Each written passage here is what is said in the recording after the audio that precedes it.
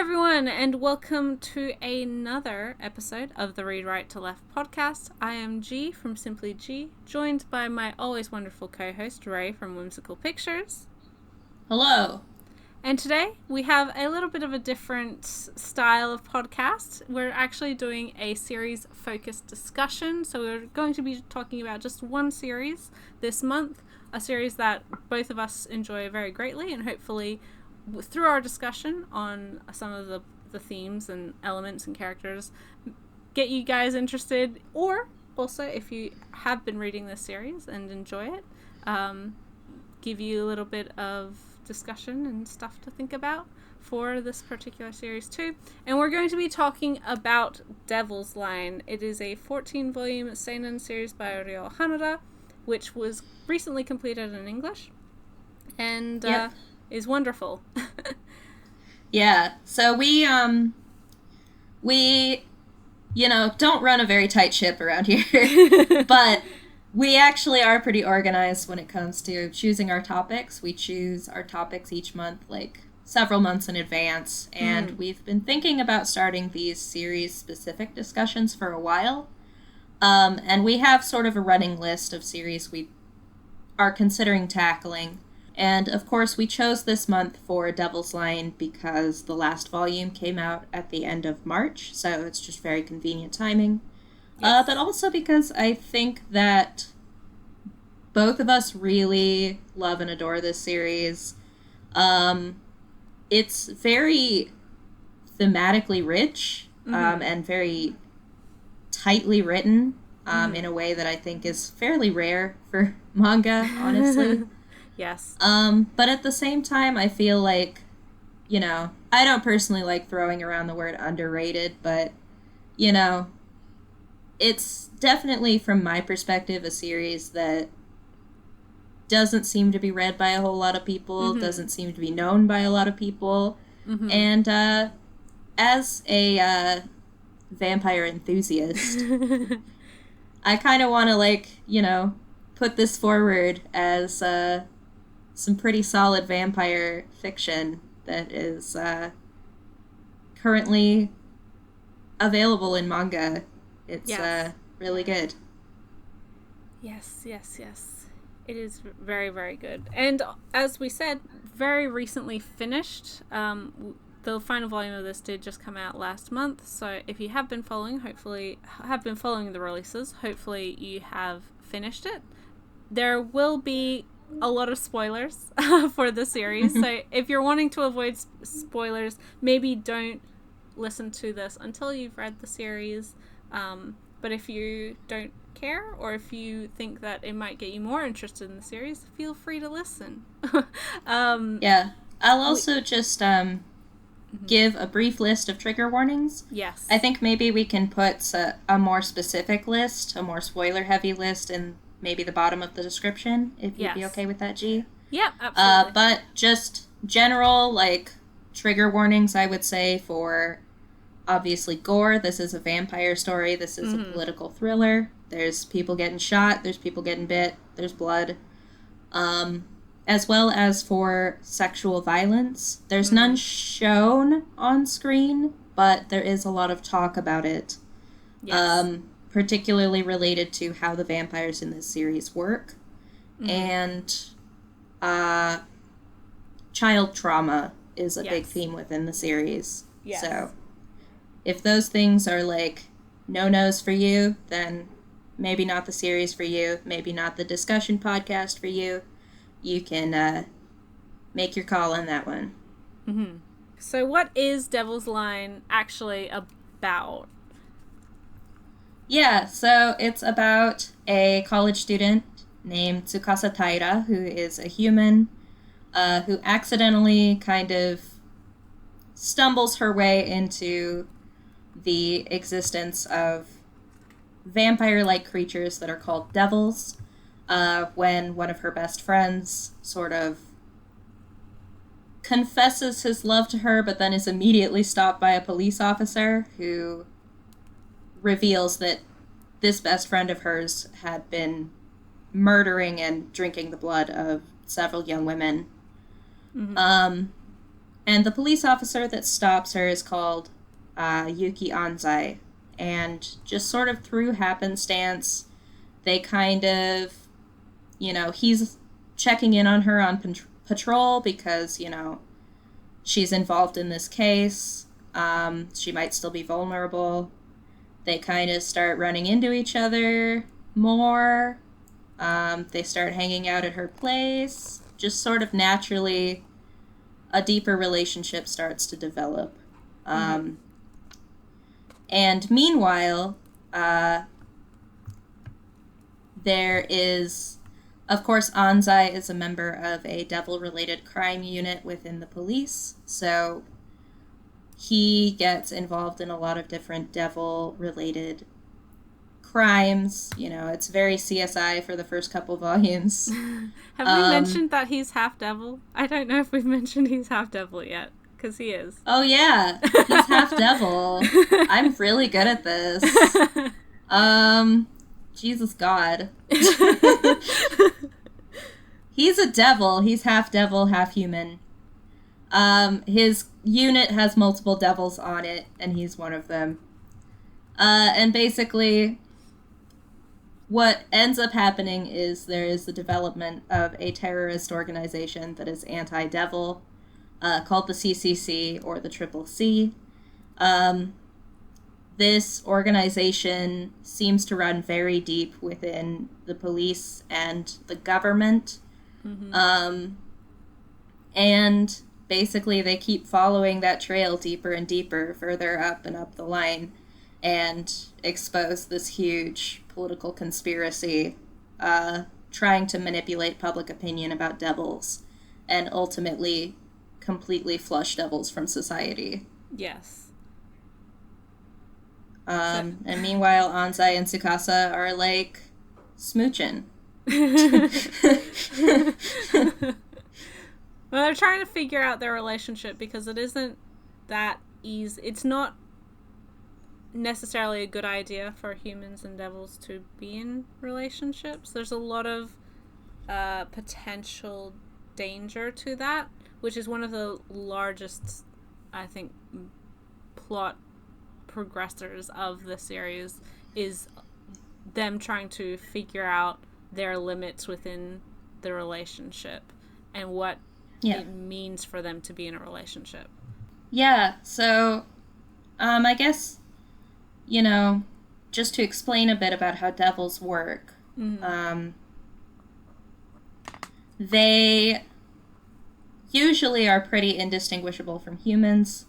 The major tells are if they haven't been drinking human blood, they're very pale. They have big, ugly, dark bags under their eyes. And their body temperature is very cold. I think Anzai runs a cool 80 degrees Fahrenheit. Yes. But when they come into contact with human blood, they transform into these very monstrous-looking vampires. And I guess to give a bit of an idea of the image, although they're called devils in the English translation because of the title, it makes sense, they're actually called oni in Japanese, which, if you have been in anime and manga fandom for any length of time, you kind of know what an oni looks like. It's a creature from Japanese folklore, kind of like an ogre or a troll. They've got these big ugly tusks and, red eyes and horns. The devils in the series don't have horns, but they do have the big ugly tusks.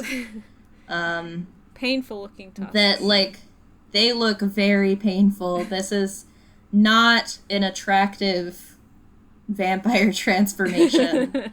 Their eyes are, bulging out of their heads. They've got, they can't talk. They can just kind of growl and roar. And they've got these huge teeth that are too big for their mouths and look like they're about to, tear their jaw in half just by existing. And their nails also grow into these huge, hooked talons that actually, ends up, like, cutting into their fingers. It's not a pretty transformation at all. Yeah, nobody wants to necessarily... Like, this isn't a sexy vampire story. Well... In some ways, maybe. I mean... it's hard to explain. Yeah. They're not sexy by way of being vampires, but there's a lot of sexy elements a lot of... Yeah. We'll get into it. It's fine. Anyway, one of the ways that comes into play is that when a devil transforms, they essentially lose all presence of mind. They're totally in a frenzy, like a shark with the blood. Mm-hmm.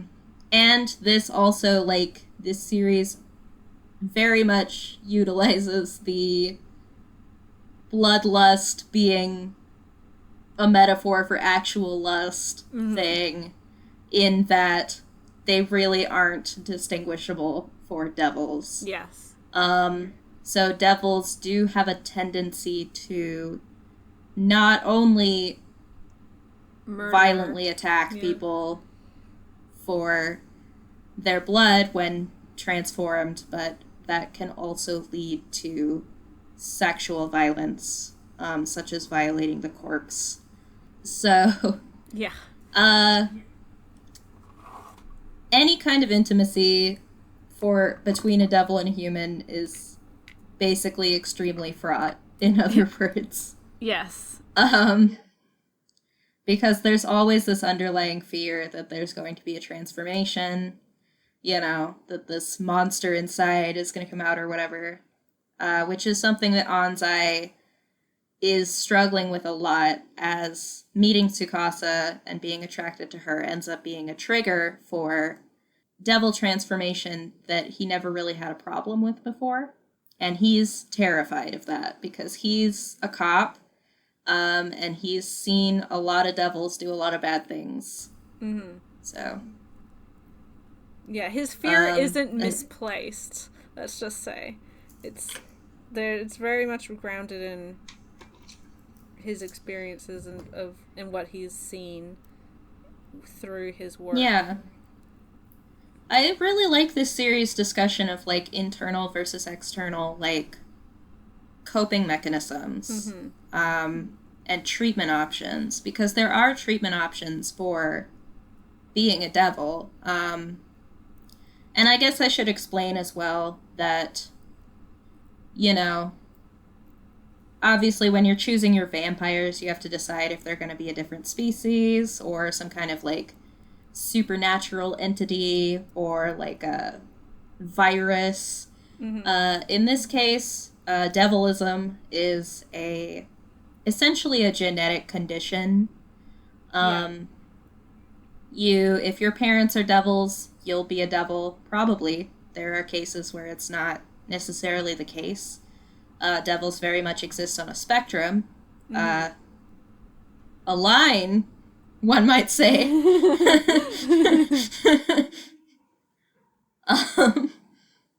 But in general, it's just passed from parent to child. And you can't, like, catch devilism. It doesn't spread. You either are one or you aren't. From when you're born. Yeah. So you can't bite someone and make them your devil spawn or your vampire. Yeah. Your thrall. Yeah. This isn't that type of story. Yep. The vampires in this are very interesting, because definitely, like, they start off seeming like such bizarre, like, horrific monsters, and then the more you get through the series, the more concrete the lore gets, like, to a scientific degree. And it's just like, you know, oh, actually, they're just people, and this is just a condition that they have that is treatable in a lot of different ways. Yes. Through various counseling. Anzai finds a lot of comfort through working through his own, like, childhood trauma, which is another big theme of the series. and as well as like the use of medication. They use tranquilizers to stop a devil that has transformed. Mm-hmm. There's the use of restraints, Yes. handcuffs, special nail protectors. There's a lot of different options, and the reason that they're so sort of primitive and limited is because the so-called devil problem is not being talked about. Mm-hmm. And that's a big theme of the series, is that in order to move past any kind of pain or darkness in your life, you have to first face it. Yes. Yeah. Not just as a society, but individually, first and foremost. That's hugely, hugely relevant to many of our characters. Yeah. So, did you have any, like, interesting thoughts about, like, kind of how vampires work in this, or? So the vampires, as Ray mentioned, have this pretty distinct connection with bloodlust and like sexual lust. It is more explained as like a rush of adrenaline. So really anything that puts a devil into, it doesn't even necessarily have to be those particular things, and we see this a little bit later on as to what triggers a devil's transformation and how that can be resolved. Blood is kind of the overall like standard, but as to each individual's reaction to blood is very, very different, and it's explained within the story that bloodlust or blood for devils is 5 times as addictive to as drugs are to humans. So it's like a one and done type of thing. If you have blood once, generally for devils, then you are addicted and you cannot really even survive without this dependence on more blood, which does make it a very difficult thing for and we see later in the series of like how society and the Onlo research group in particular uses that to kind of further the understanding of devils and testing on for devils. It's quite there's a lot of, because our main character is a half devil, because he does have some like human quote unquote like parts to him. He's not like, both parents aren't devils.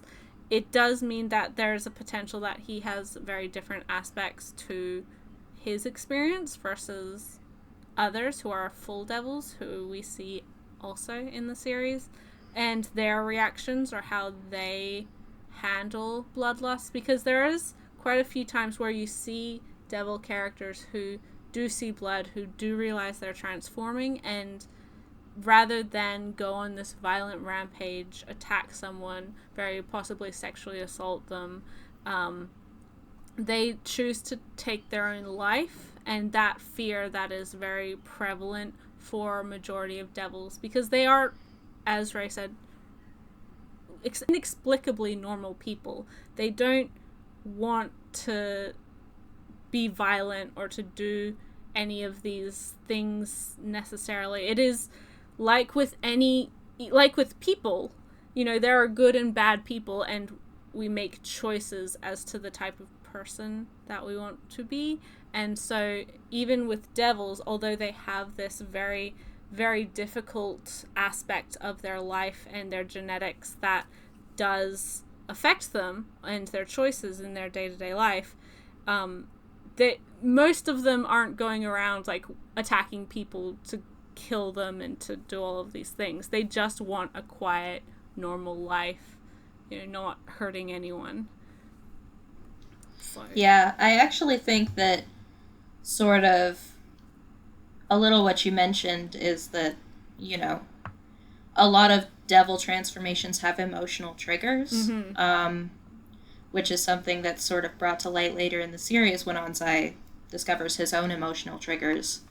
Yes. But I actually think that that's really interesting, like the way that this series looks at, obviously, the theme of having to face, you know, problems head on in order to solve them, in order to cope with them, in order to move on. You really see that in that a lot of devils in the series seem to have their transformations triggered by fear. Yes. And it's fear not of, like, even seeing blood or anything, but the fear of fear. People. Yeah.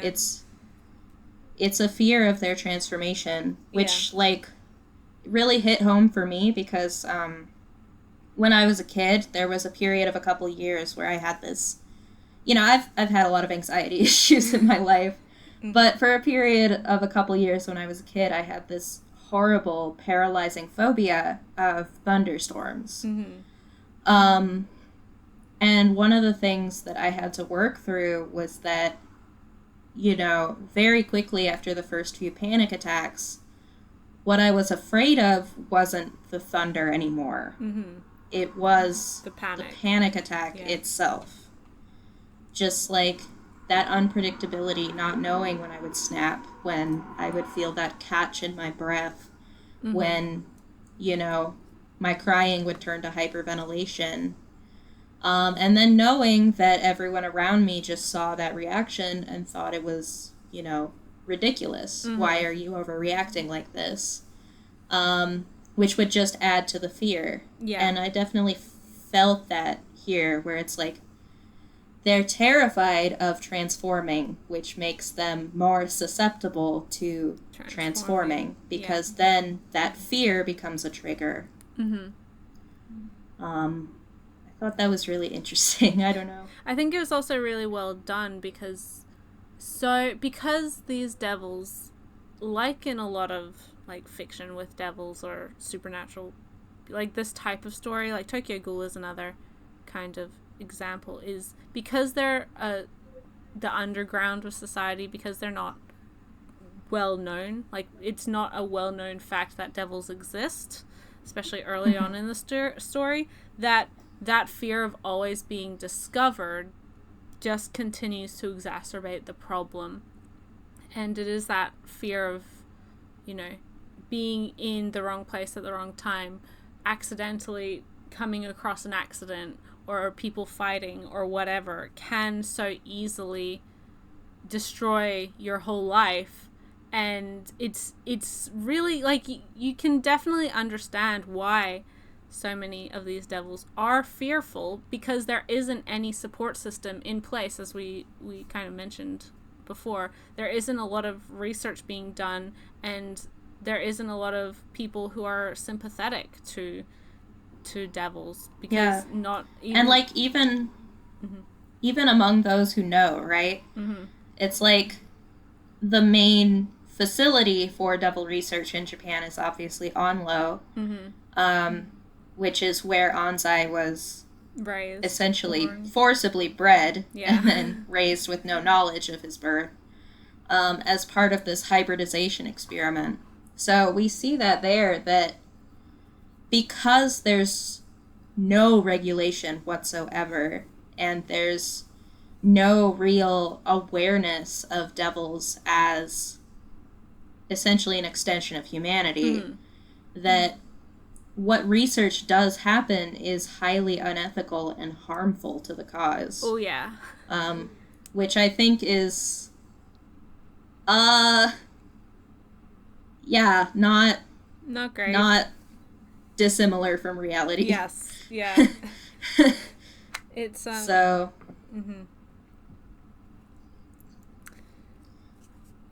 I wonder, if we should go through some of the main characters a little bit. Oh, sure. Yeah, so, of course, we have our main character. Well, Ansai is our main character, first and foremost. He's, as we mentioned, half devil. He works for the police force, and he has a pretty potent dislike for devils, or at least devils living within human society. He's not that keen on it. He's also, like, he's very, like, I'm a half devil. I'm not like them. I'm not like those others. But then it's like, he actually is, because there's no difference. Yeah. It's arbitrary. Yeah. Yeah.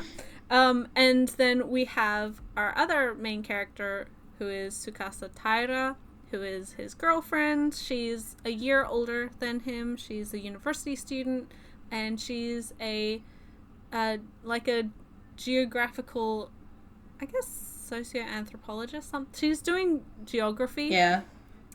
So humanities student who, as Ray mentioned, got kind of caught up in the middle of this arrest because of her friend from university, and since then she has, because of her, care and interest in Anzai, and she gets kind of dragged into this larger situation, this larger conspiracy, and is unfortunately put in a lot of danger and a lot of points, but makes the decision of like what she wants to do and how she wants to handle that.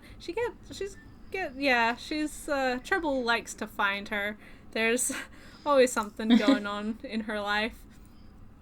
Yeah, but she's not a actually maiden, on this, or like she's not like no a princess. And a lot of times she'll be like, I know it's dangerous, but I have to go anyway. Yes.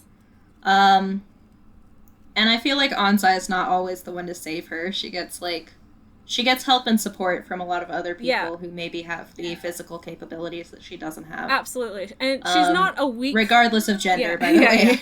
Yeah. She's not weak, and she's not like a victim or helpless, but she is one that, because she cares so much about the problems going on, because they are very personal to her, because they affect someone she cares about, she does get involved even when it is a dangerous situation, perhaps against better judgment.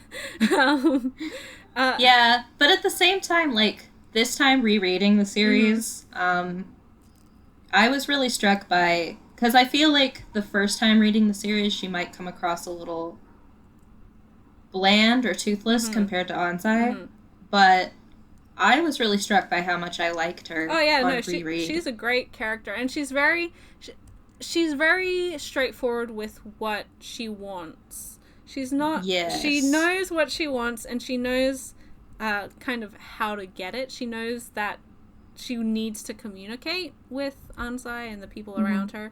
So, and she's very proactive with that, which makes her she's very likable, even though you could argue, like, again, the first volume, I feel, because it is very focused on that early part of their relationship, and she is caught in situations kind of beyond her control that she might feel very maideny, like, I need to be saved. That might have put people off that first volume, but the amount she changes and grows and learns about like what she wants to do for herself and what she wants to do for not only her relationship but for other devils in society who are just like innocent and needing support is really, really, really wonderful. And yeah, she's great. Yeah. As another like broke academic in the in the humanities. Or X that. Yes. My life has taken a different path, but I was there, and I really admire, like, it was really cool seeing her, like, take the things that she's interested in. Yeah. She kind of pivots from anthropology to sociology, but seeing her take that, tweak her major, and, find a place for herself in the greater academic world where her research would be genuinely helpful and useful to a cause that means something to her is it's cool. Like, you don't see a lot of stories even that take place in college that really go into those like really nerdy academic anxieties that come along with college. And I feel like this one kind of goes there, and it's nice. And it's also nice that, the other member of our main couple is, like, not a college-going person, He went straight into the police academy from the orphanage, and he ends up finding sort of tweaking his path to something that makes more sense for him. And essentially, like, going through the same journey to find a place for himself, a place where he belongs, which is a big theme.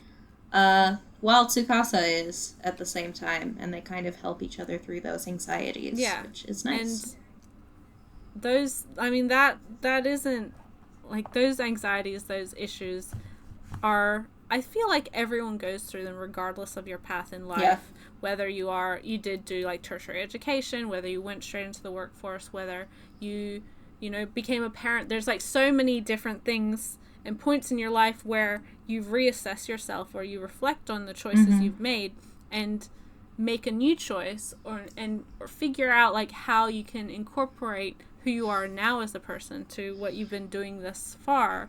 And, nowadays it's not that often that you get people who stay in the same occupation or the same situation their whole life. I feel like, if you get a job that in a particular company, even if 5 years down the line there's an expectation for you to perhaps go into a different field, or to, like, change or excel in that. And there's there's so many ways that we as people reassess our lives and see what's important to us, or how we can maximize our own interests and dedicate ourselves to things that are more relatable and more appropriate for our current self as well. That it's really nice to see it done so well in this series.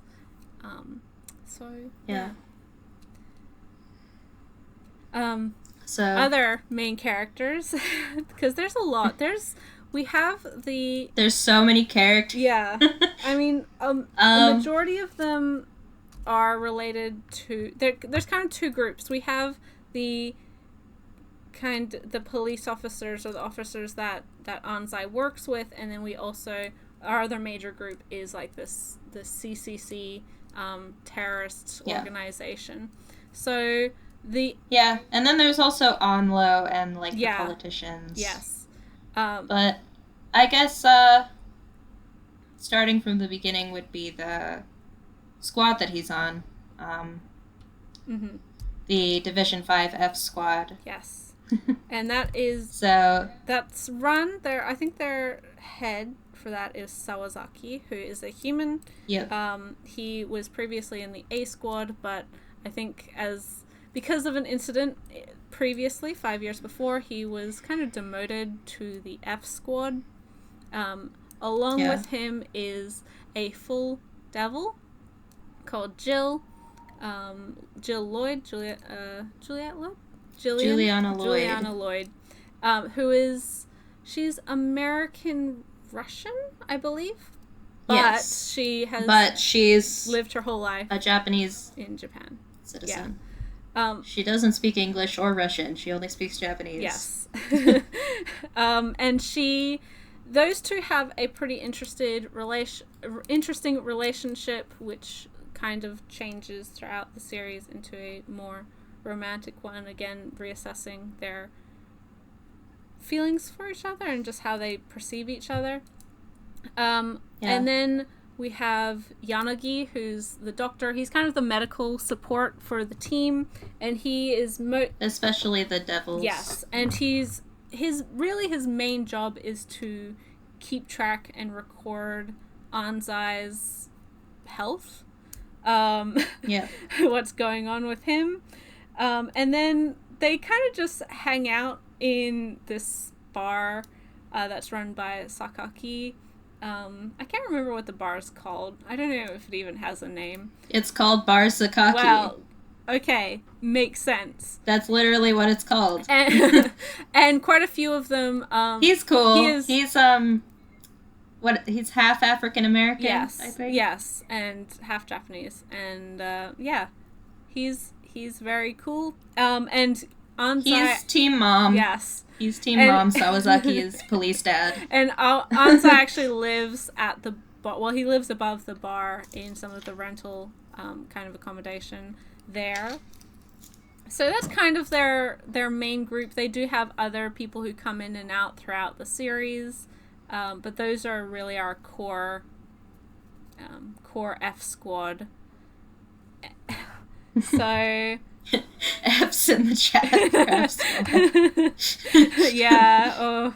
And then we have the CCC, which there are various members. The first one who we meet is 07. She is a sniper who is killing devils. We discover that she can, through thermography, she can pick out who is a devil and then be able to snipe them because, as Ray mentioned, devils' body temperatures are particularly low compared to humans. And yes, and they spike up extremely high when they transform. So she has, at the beginning of the story, she has killed 5 people, and her next target is Anzai. She manages to hit him non-fatally when he's at Tsukasa's apartment, and then, all other things happen. We also have... so that introduces our other kind of wild card F Squad character. Deuteragonist? Yes. So his name is Hans Lee. Mm-hmm. He's on a lot of the covers, actually. But, he has long white hair. He's half Chinese and half German. His birth name is Johannes Kleemann. But he goes by Hans Lee, which a friend gave him. And basically, he's from the same orphanage as Anzai. But... well, he's not from the orphanage. Yeah. He's from the lab. Mm-hmm. Because Anzai was, physically frail, so they couldn't use him in experiments. He also had, basically, because he didn't transform, he wasn't useful to them. Mm-hmm. So they just put him in the orphanage, and he had a very happy childhood, for the most part. Hans did not. But Hans... Hans is something of an ideal subject for them. They're trying to figure out, I think, 2 things, which is first, the conditions needed for a stable devil transformation, and second, how healing works, because when devils ingest human blood, they can heal their injuries, which leads to a lot of very colorful experiments having been performed on Hans throughout his life, and everyone else in the hybrid program. He seems to have gotten the worst of it because he was capable. He's the first subject that they've had who was capable of a stable transformation. He's basically always partially transformed. Yes. He ingests human blood every day, just a little bit, in order to sort of maintain his stability. And his eyesight as well. He uses it and his eyesight order to restore, I guess, his sight in one of his eyes.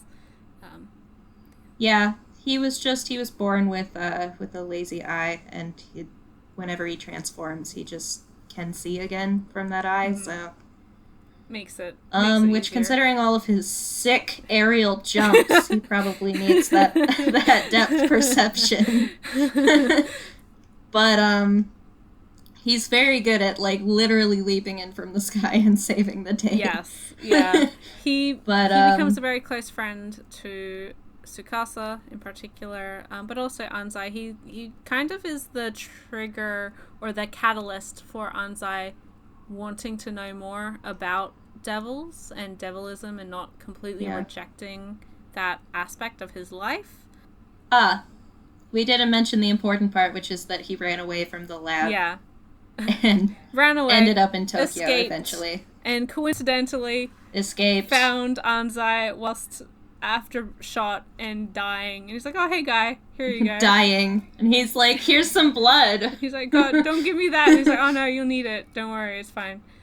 And then explains in way too much detail everything that has ever happened in his entire life. Yeah, poor Jill. I really liked when he was like, he wasn't telling anything, so Sawazaki was like, so, how's it going? And Jill's like, he decided to talk, and now I wish he would stop. No, he won't shut up. Oh my god.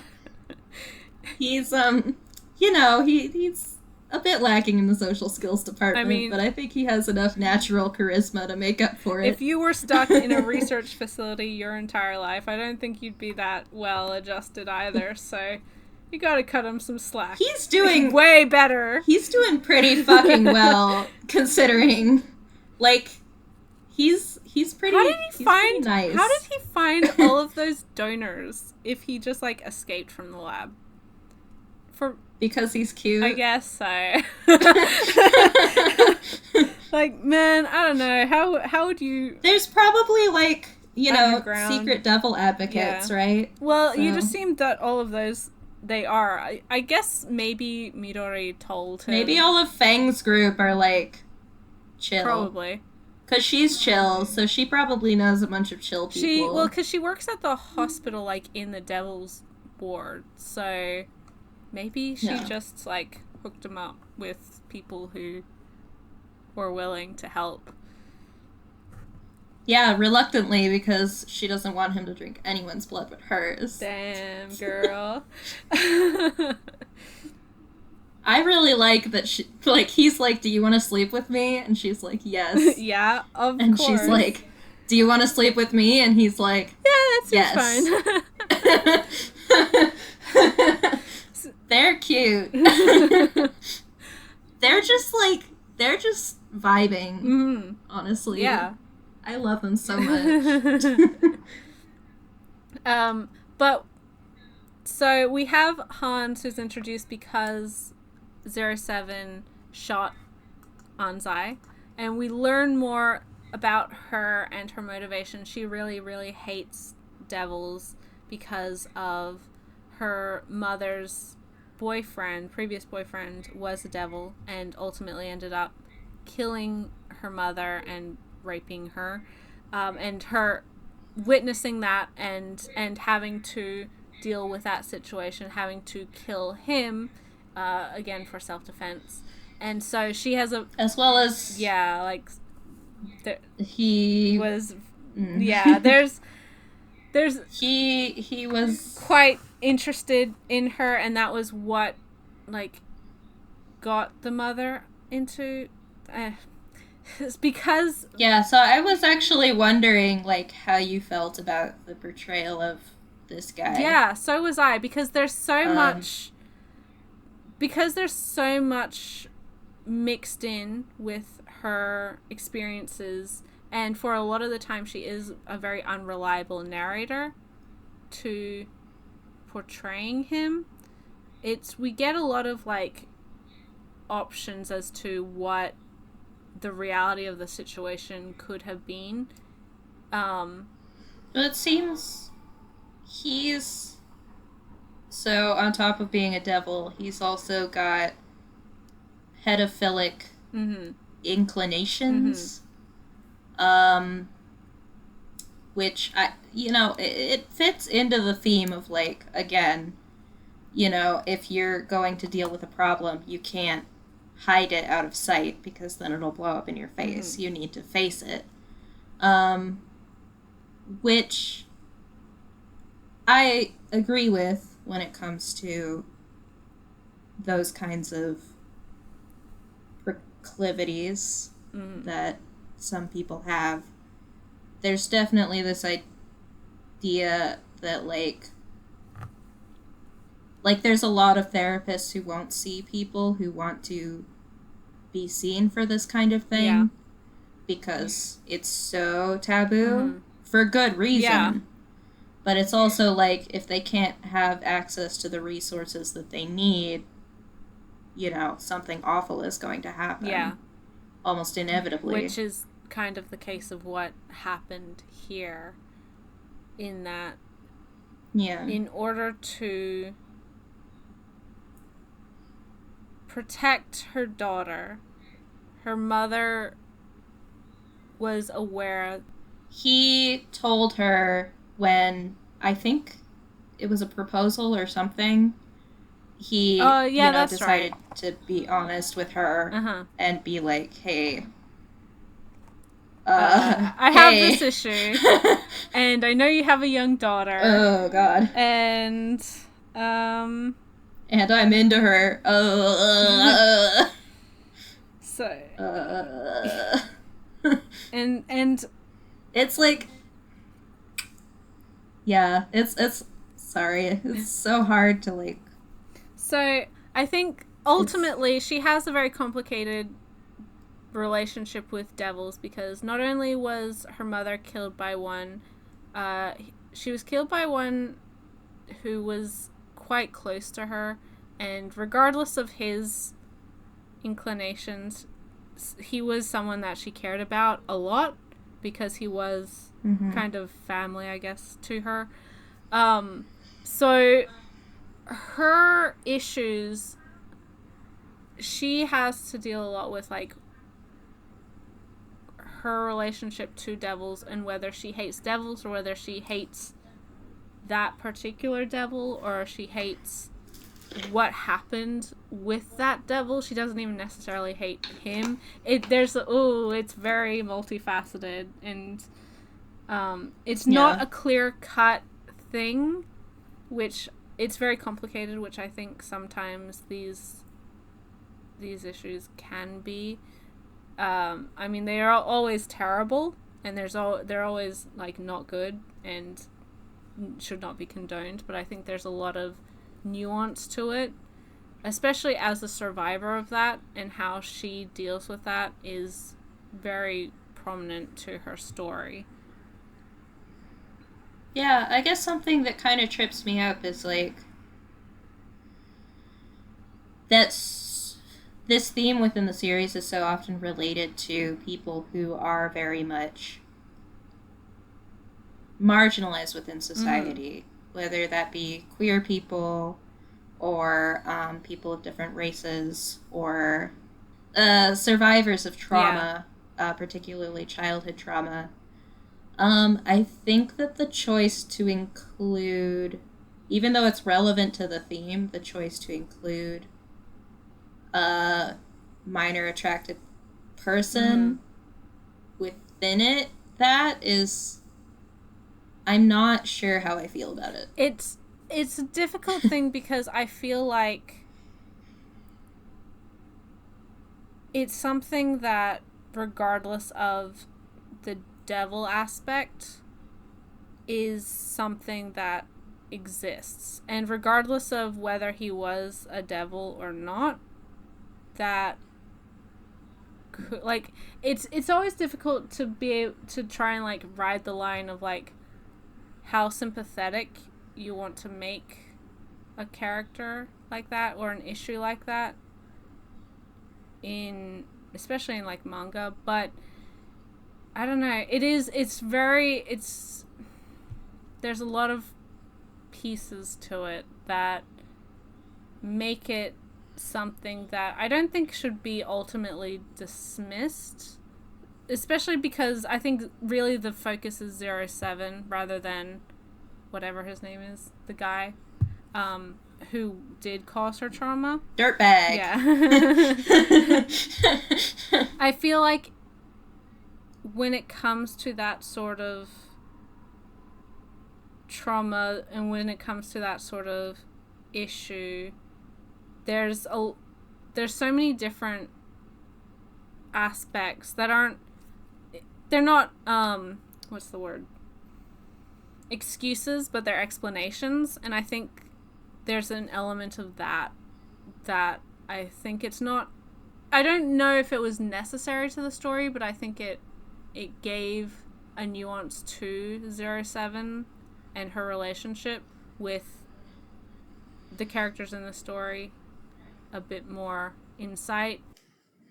It was just like, it threw, I guess, just the idea of putting that on a similar thematic level with, like, for example, some of the queer or asexual characters in the series is kind of like, because of how often, like, queer people are attacked on the basis that you know, they are sexual deviants or, like, into kids or whatever, it's, like, it's so hard to separate those two issues, especially when, like, a lot of, like, maps will use that as an excuse sexual deviancy connection as a way to manipulate opinions about them, which is unfortunate. And so and we don't know, like, enough about 07's father to say, like, what kind of person he was, other than that he was apparently a very good police officer. Yes. Which, you know, fuck the cops, so that don't mean nothing. Yeah, but of course it also does tie her more closely to, you know, another very important character in the series, who is kind of the big evil. He's not the leader of the CCC, but he is the leader of the terrorist faction that includes 07. Yes. Like, he's ultimately a pawn in the scheme as well, but he is the one who is in charge of, like, this grand incident that ends up sort of in a very tragic and very widespread way, exposing the existence of devils to the public. That was largely orchestrated by him. Yeah, so that's 02. His Kikuhara. 02, Kikuhara, is a complicated motherfucker. To say the least. He is a cop, so there are multiple, like, it's not just him, there are multiple moles within the police force. And he's just one of them. He's the most high-ranking one. But, and he's also, like, long-time sort of friends and associates with the two other major orchestrators. Kaname Shirase is a politician, and Queen is doctor or a medical kind of renegade doctor terrorist. Yes, and I love him. But anyway, he's my favorite. I want to give him a hug. He needs it. He deserves it. So those three are really kind of the main driving force that we see in the series of kind of propelling this faction and this change in society and this I guess hatred towards devils as well. It's interesting because they kind of don't I don't know. Do you want to get into, like, the big conspiracy yet? I feel like or should we explain Kikuhara I think first? we should explain Kikuhara first, because I think it leads into the big conspiracy and why he got involved with it. So Kikuhara is a police officer. He's in like the A faction A or whatever. And so he actually has worked quite closely on occasion with Ansai's group and kind of knows the ins and outs, and so he can keep tabs on him. And obviously, being within the police force, he knows, like, what's going on, and he can warn the CCC before police actually get in there and try to stop them. Yeah. And he's also, because he's in charge of all the people in the CCC as well, he's also receiving intel from the various sort of infiltrators within the cops, and as well as the intelligence gatherers within the CCC. Yes. So he's got his fingers in a lot of different pies, basically. Yeah, he kind of is not... He's kind of the grand orchestrator. He sees himself as, like, overseeing and kind of harboring in this period of change. He definitely has his goals and beliefs that he wants to achieve, and also I feel like it must be a charisma thing because everyone in this, especially in the CCC, are very drawn to him. They're very loyal to him. Especially certain characters, 07 being one of them.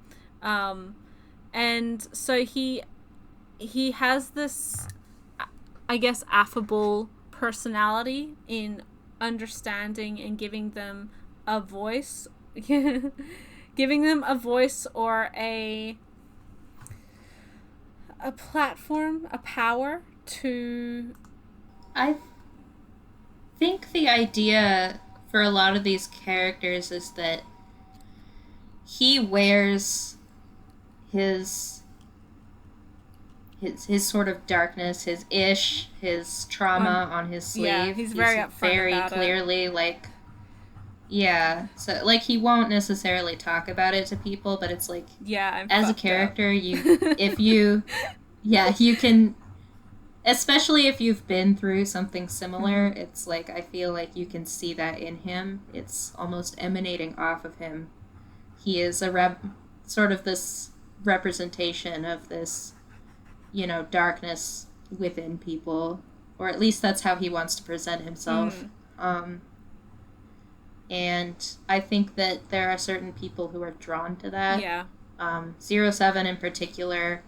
Kikuhara also, so he grew up very neglected by his mother, and sort of tossed around between housekeepers, until he reached puberty, and his mom decided that he was very attractive. He was the best, most handsome man she'd ever seen. And like, oh, don't say that about your own child. That's really creepy. Well, she didn't just say it. Yes. And he was abused by her for a long time, multiple years, and until he finally ended up pushing her out a window and making it look like a suicide. Yes. And now he's a cop. In that, and no one knows. Yeah. And in that messed up way, his mother's interest in him, in after puberty, was something he clung to because of the earlier neglect. Was something that he, I guess, saw as... Yeah, I thought... Yeah, that description where he was talking about it, and he was like, it was like the smallest light in my darkness every time that she would praise me, every time that she would be intimate with me. But this was a darkness that didn't have a dawn. Mm-hmm. And then when he's finally free from her... He finally sees kind of the... I don't know if potential's the right word, but he finally gets that first touch of light, freedom, but doesn't really... and I thought it was... Ansai confronts him in the end,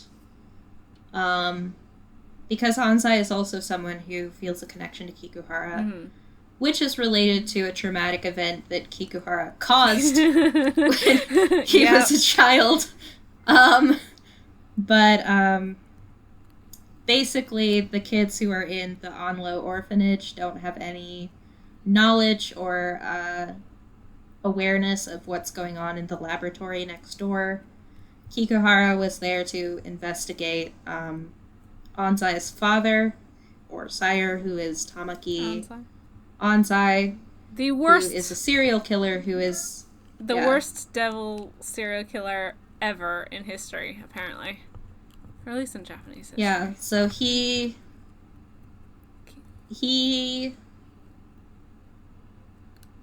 killed 15 people, and became severely addicted to blood to the point where he is perpetually transformed now. And he's being locked up in, basically, Onlo, because of his severe blood addiction, applied to have him moved to their facility for experimentation in lieu of the death penalty.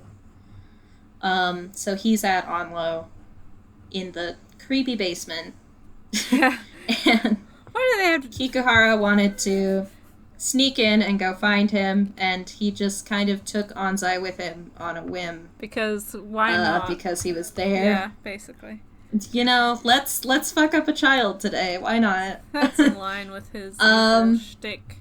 I think he's always trying to, like, find someone who understands him. So in this case, I think he was trying to, because Anzai asked to be his friend or whatever, because he's, like, 7.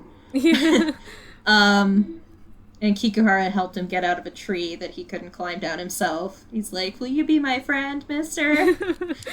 And Kikuhara was like, if you're gonna be my friend... come with me.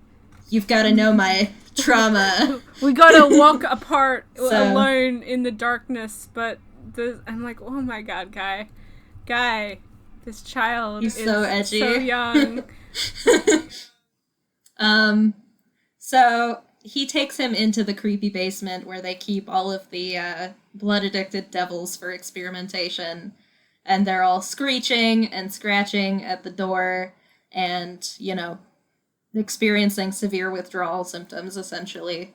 And eventually he's like, they come up to Tamaki's cell, and he's like, this is your dad. He killed 15 people. And then Anzai, like, throws up and passes out, because of course he does. And forgets and he, for like, his brain... 10 years. Yeah, his brain puts up amnesiac walls to hide the trauma from him. So thanks, Kikuhara. Yeah. Good job. But, so Anzai has a complicated relationship with this man, to say the least.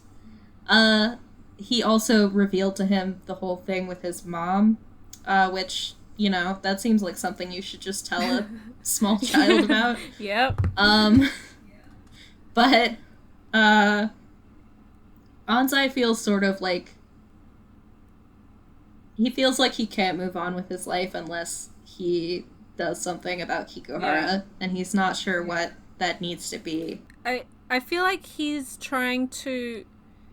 Not that... He doesn't like Kikuhara, and he doesn't, like...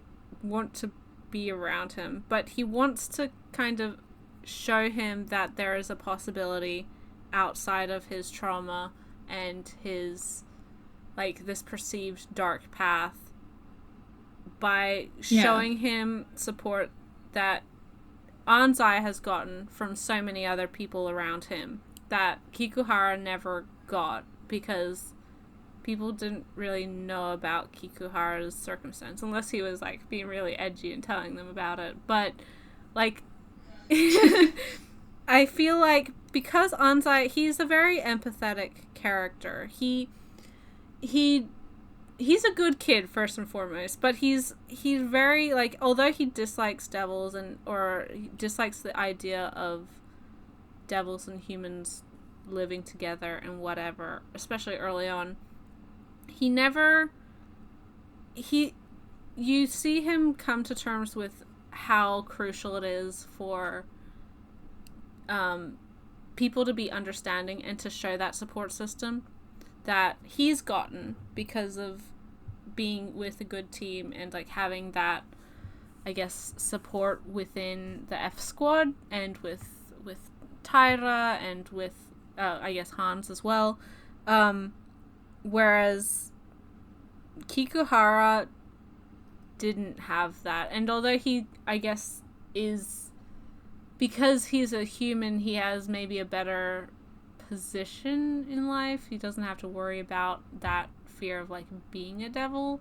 He has his own fears and his own traumas that were never addressed. And again, it's very much that theme of, like, confronting yourself and confronting your past traumas and being able to move forward with it and, like, accepting it and understanding what that means for you and your future and who you want to be. Yeah. I think it's interesting how, like, his whole, you know, he's very mysterious about what his true goals are throughout the series, but in the end, like, in the epilogue of the series, which is volume 14, he essentially reveals to 07 and 09, who is I guess we'll get to him. He's not as important. Yeah. Sorry, 9chan. We still love you. He's cute. He is. He's cute-chan in Japanese. Which is cute. But yeah, so he basically says that his goal was, rather than to help devils integrate into human society or to eliminate all devils, he essentially wanted them to create their own ethno-state. Yeah. Which he kind of reflects because after everything happens, he just moves out to Aomori by himself and just wants to be alone for the rest of his life. I mean... he's like, I hate people. Yeah. I mean, fair. Understandable. But oh. Yeah, same. But, like... but also, it's kind of sad, too. Because it's like, first of all, he's obviously enforcing his own distrust of other people. Especially of any kind of intimacy. You know, he doesn't accept 07... her very, like, honestly pure and caring, I think, compassionate, genuine love for him. Love. Like, it's not with any sort of...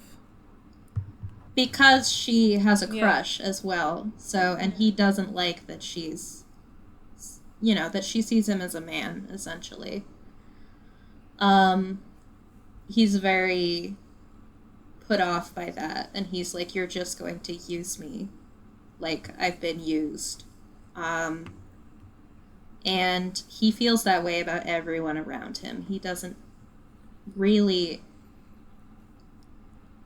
He doesn't trust anybody to give him any kind of real connection. Well, which is very understandable considering his upbringing. But again, that confronting that trauma and,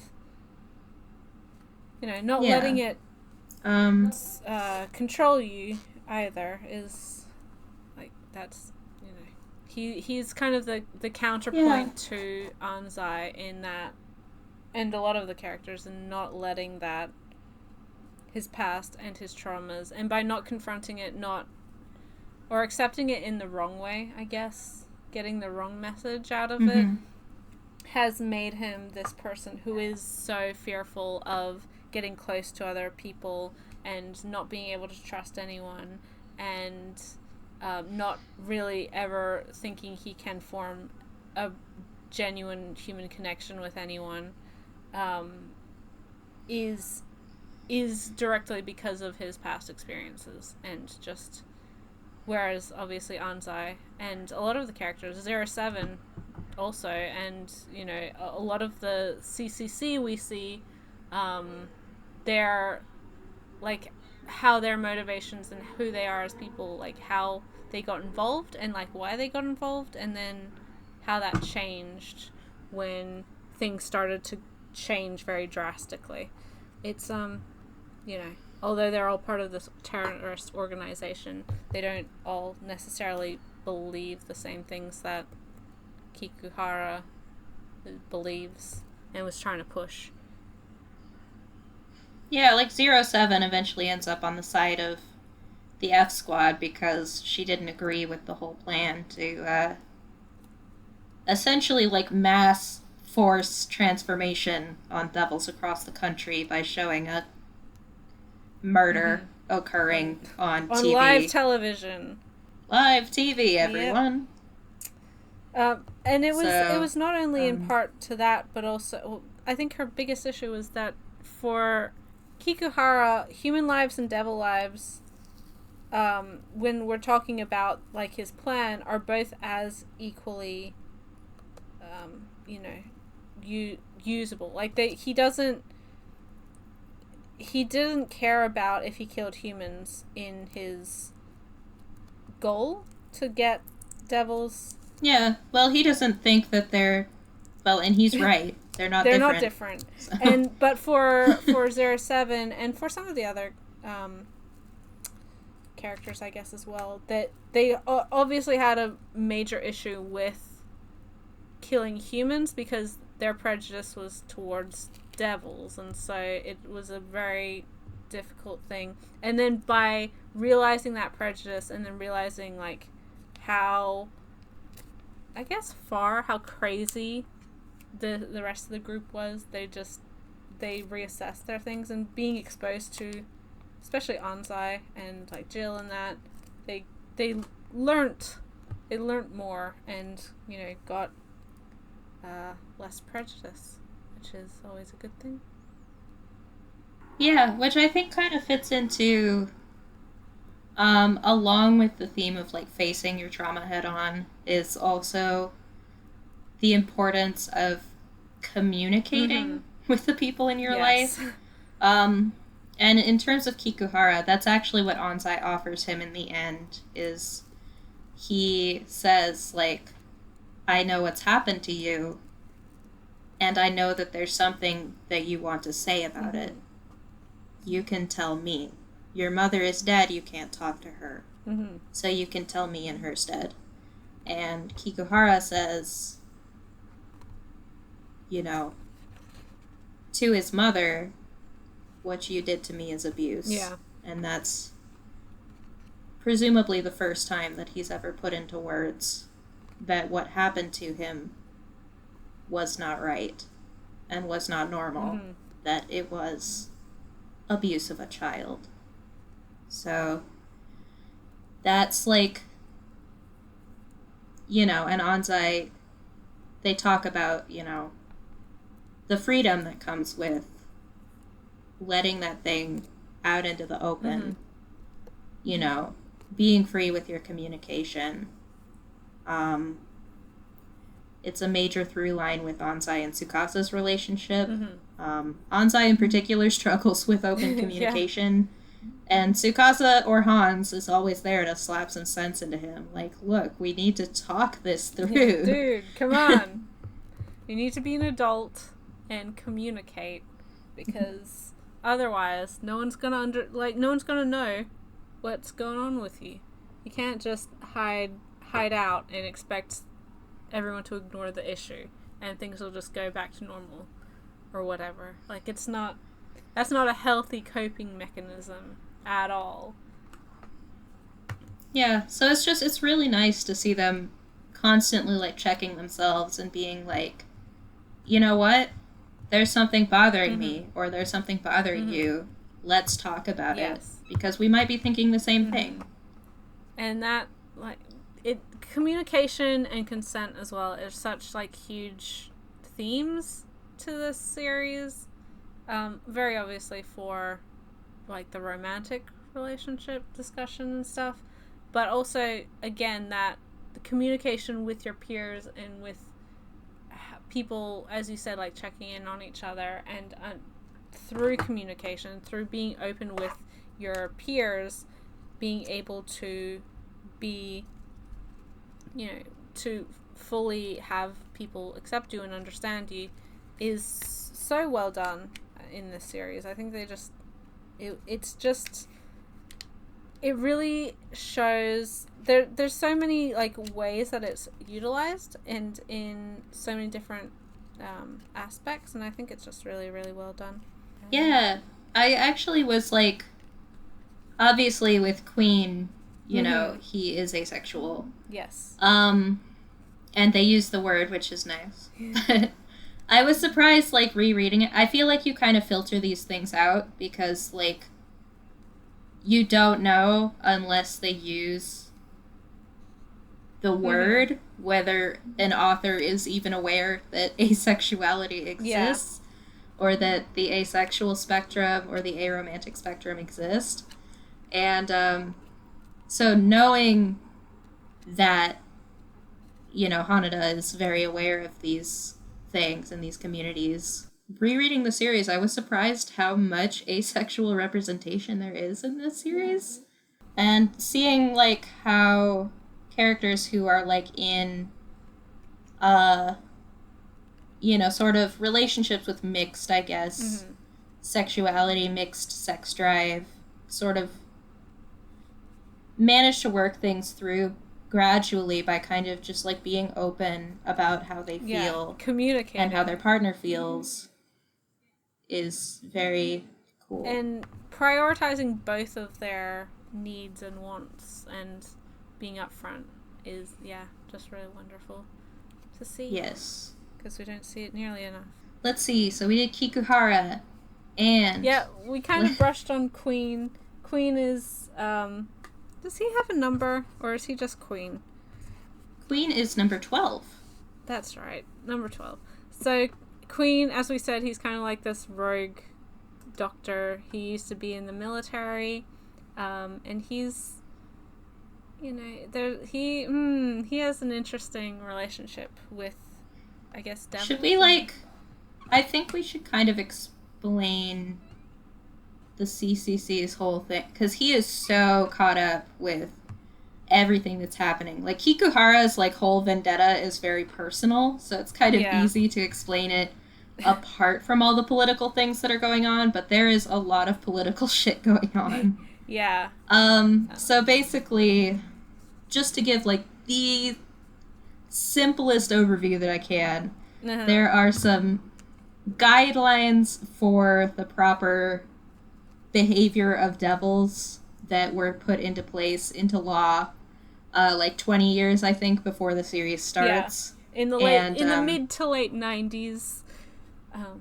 And they were well-intentioned, but heavily handicapped by people who didn't have such good intentions. Yeah. And they ended up being, although they were put into place to quell discrimination against devils, they ended up being guidelines for devils to avoid being detected, and being very sort of segregated. Segregatory. You get what I mean. Yeah. Discriminatory guidelines, requirements, and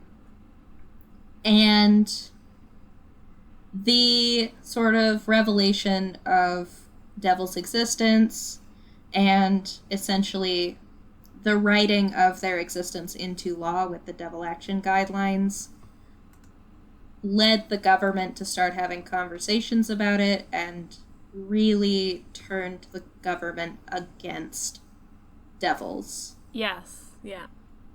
But, of course, they couldn't really do anything in the open because devils did not officially exist still. Acknowledged, yeah.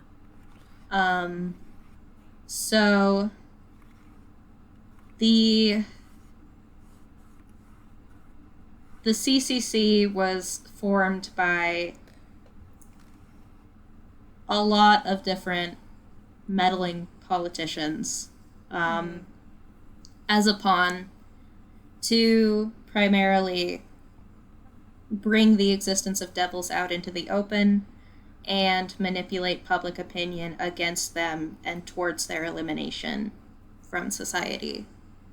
Yes. But through the actions of certain advocates for devils' rights who managed to sort of worm their way into high positions within the CCC,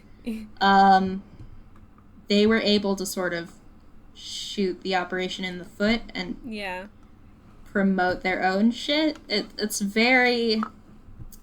I did not understand all of this the first time that I read the series.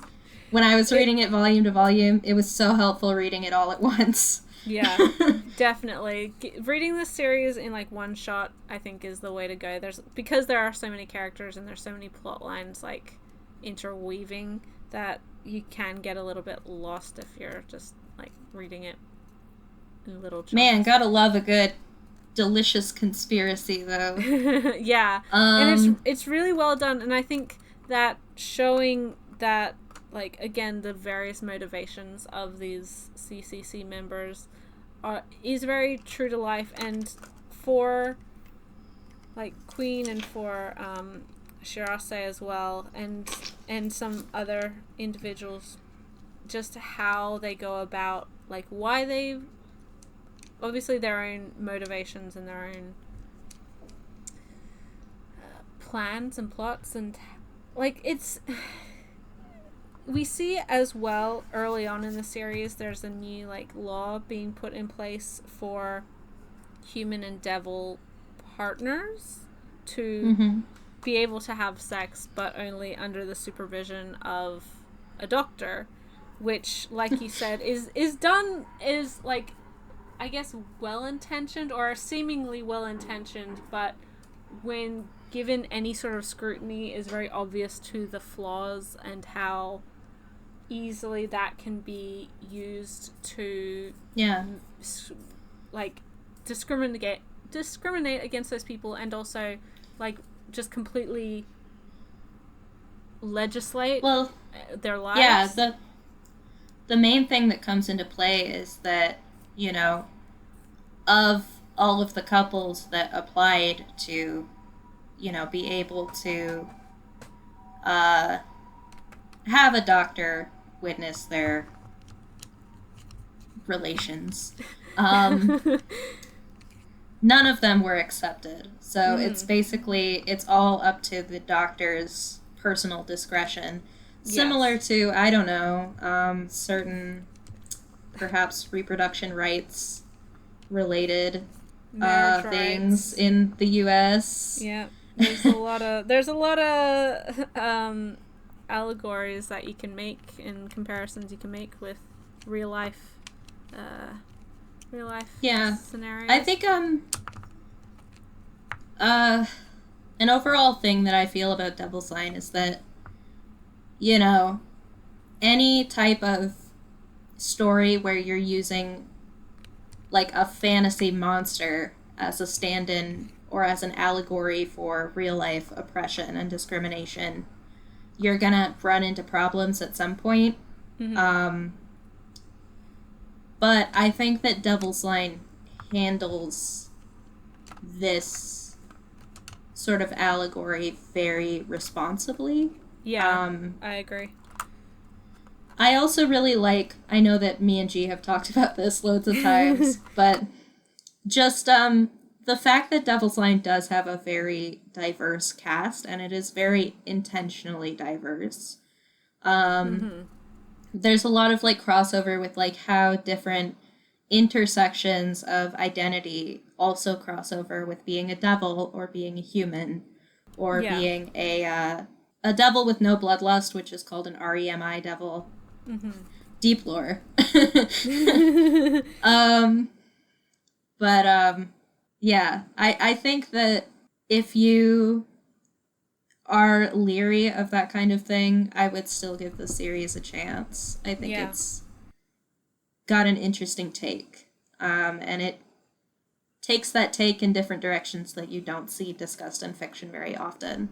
Yeah, I think that's one of the, like, if we're talking about just like the writing and the story itself of this manga is very unpredictable in a well done way. Like, I don't ever feel like the revelations, or because you're reading it and you expect something, and then it will surprise you with how it handles some things, and none of those surprises or those revelations are like shocking or seem unrealistic to the series, which I feel can be an issue with other series. And also as a, I guess, thriller, political thriller, and also mystery, like this ongoing conspiracy, it never leaves you hanging for answers for too long.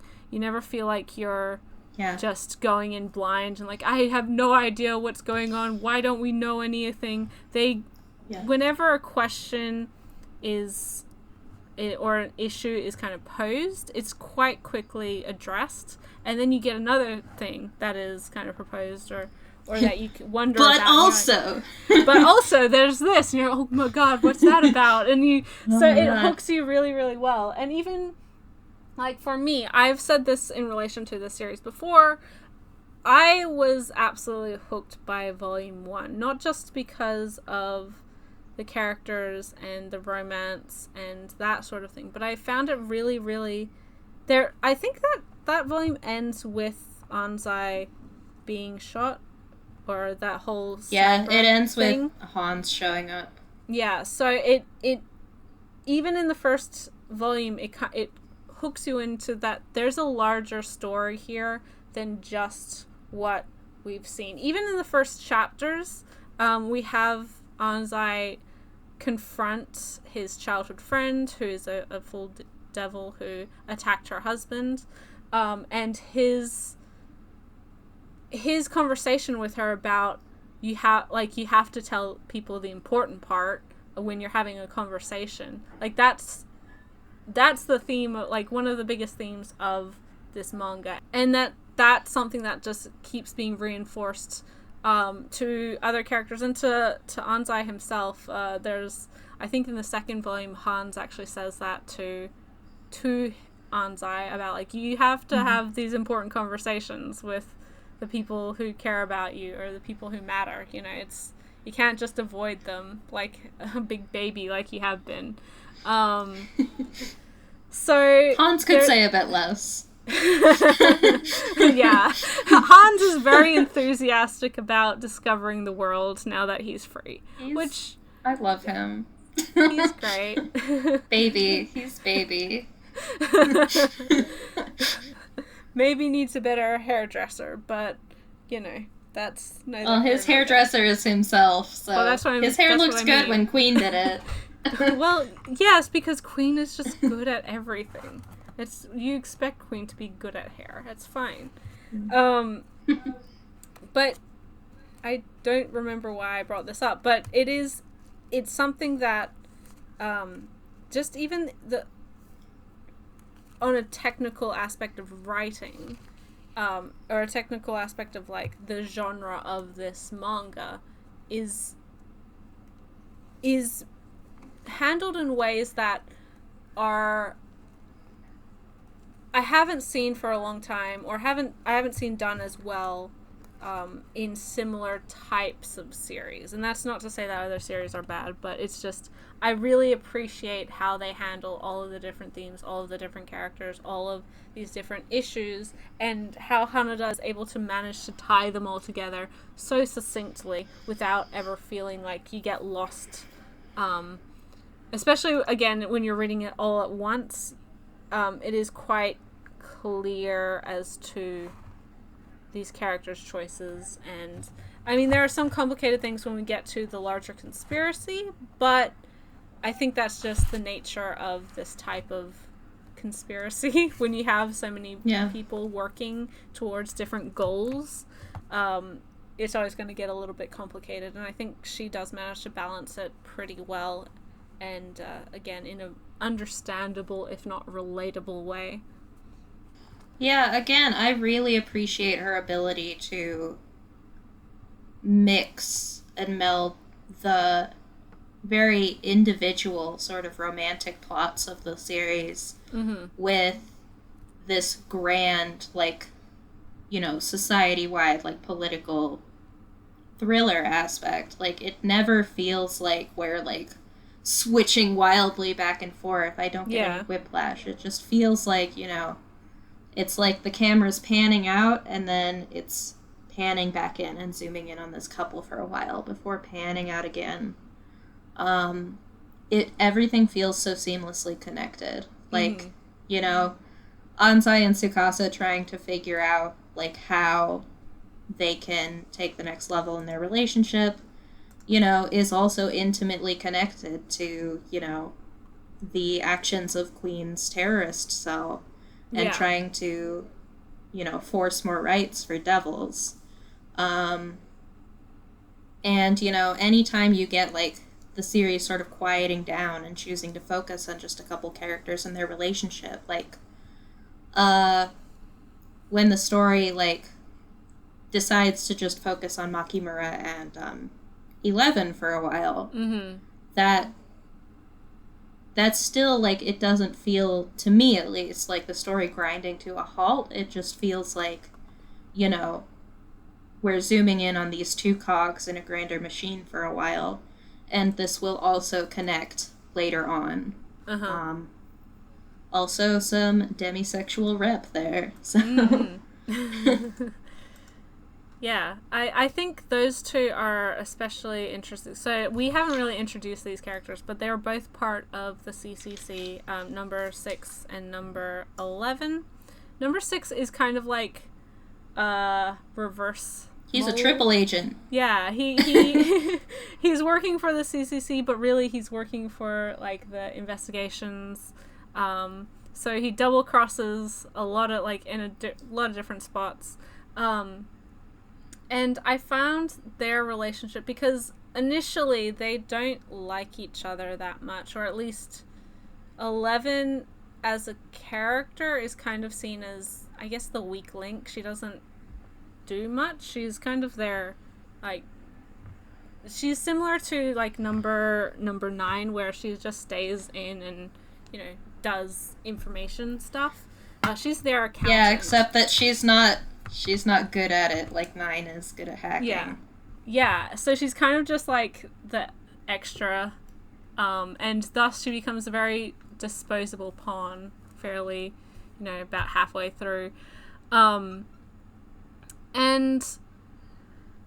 it's when they spend, like, because of number 6's, he's not actually wanting to eradicate devils. He's not actually that invested in, you know, killing people or doing bad things. He's trying to stop all of this. He gets asked to get rid of her,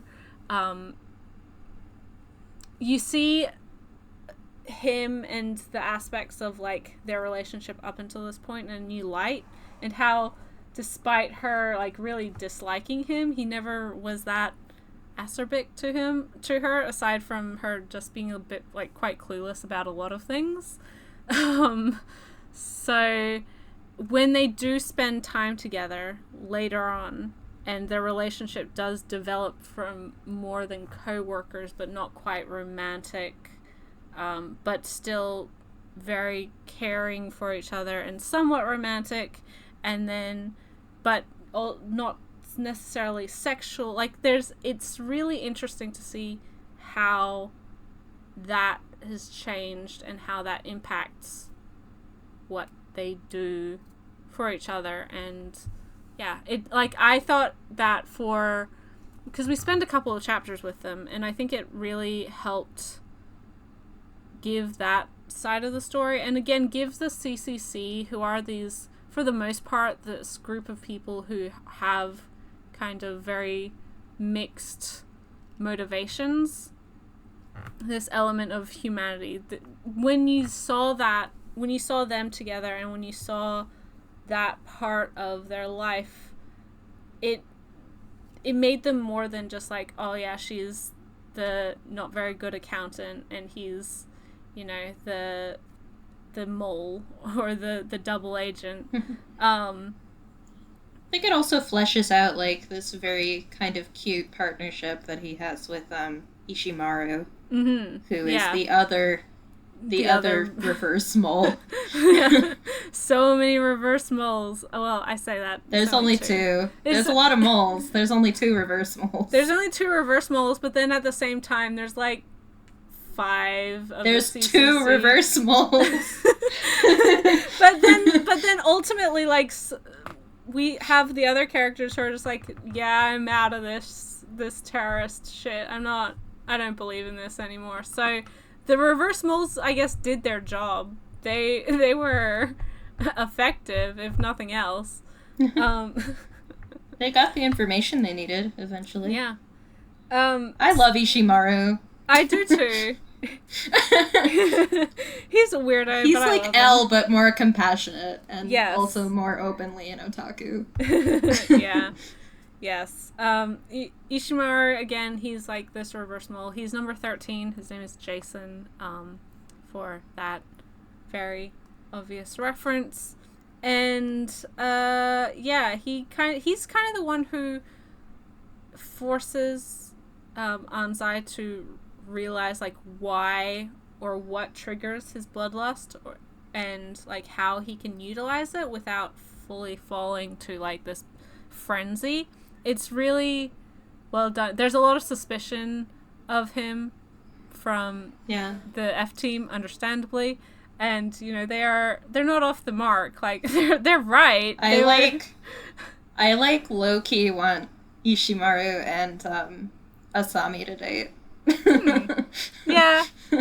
The Because they're always bickering with each other. It's cute. I'm pretty sure Asumi's married though. I don't care. I don't know his oh, wife. you She home doesn't exist. wrecker. I'm pretty sure he's married with kids, so I don't know how well that'd work out. Negative. No. Written out of the story.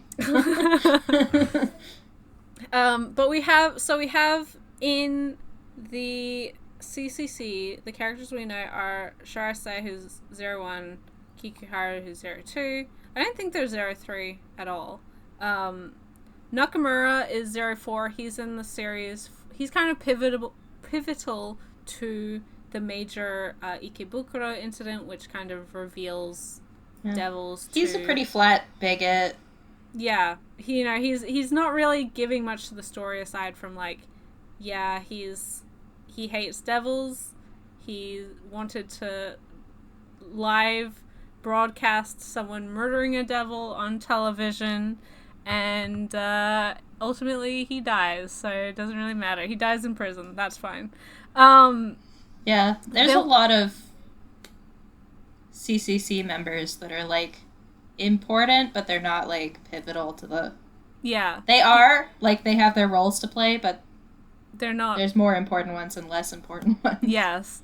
The following 0405, which is Ushio, he has like a very obvious burn scar on his face. He's also a part of the police.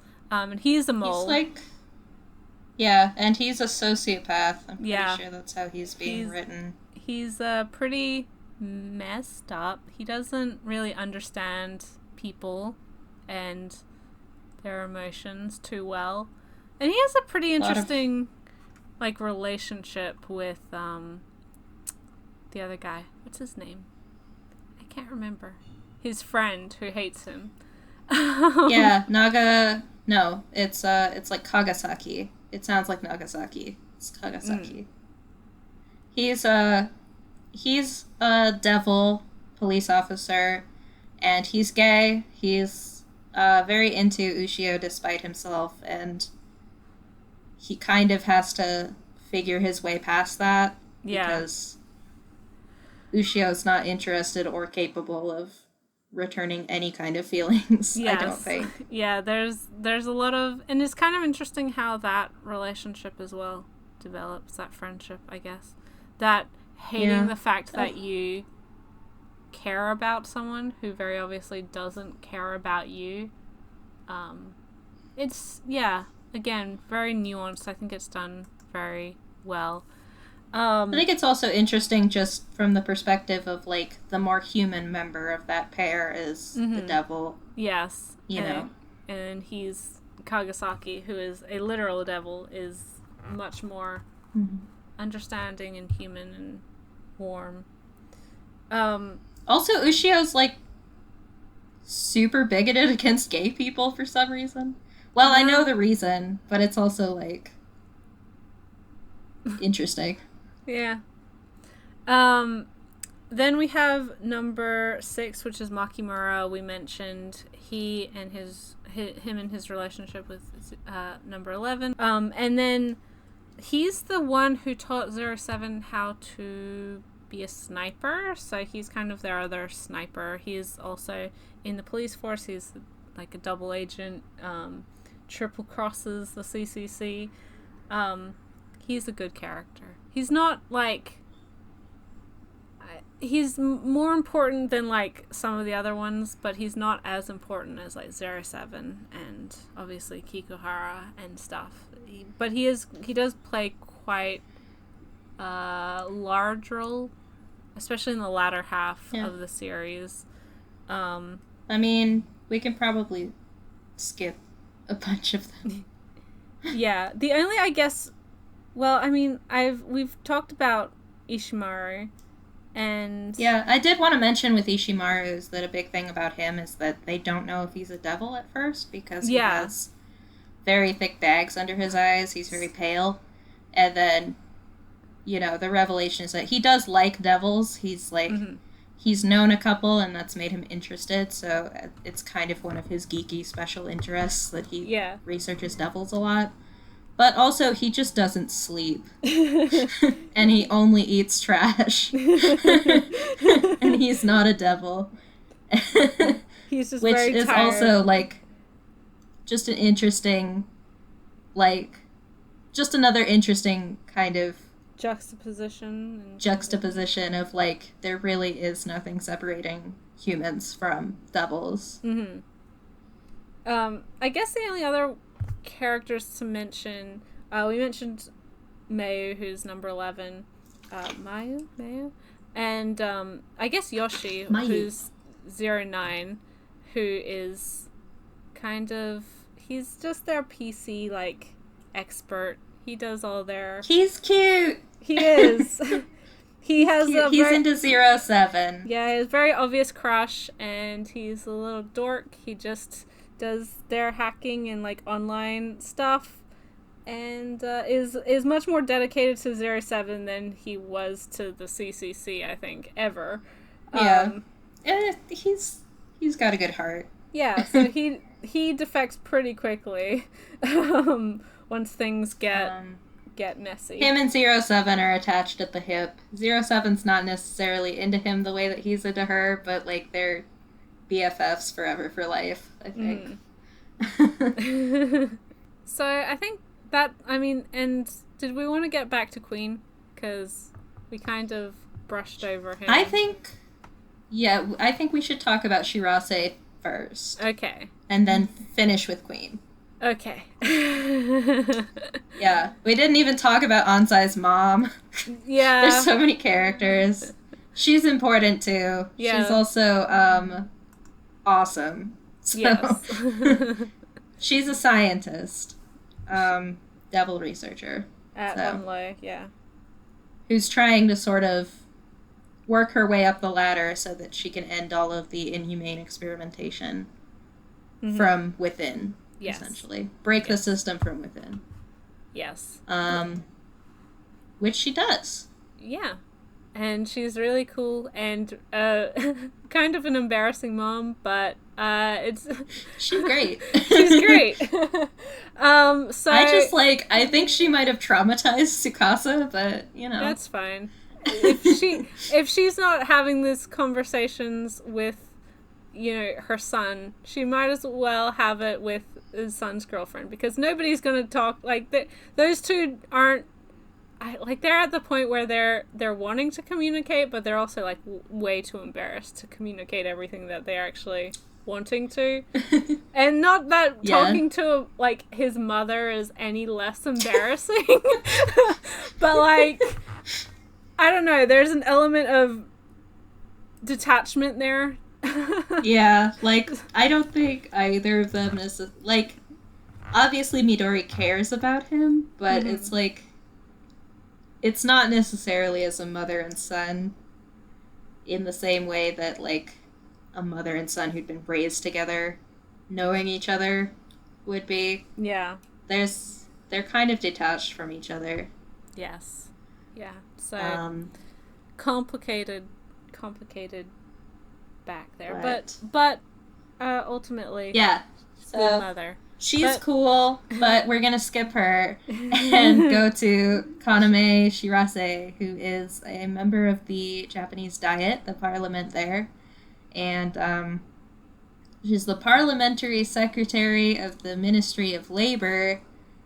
Labor? Yeah, Health, Labor, and Welfare, I think, is the... Yeah, whatever. Ministry of Labor. And she is...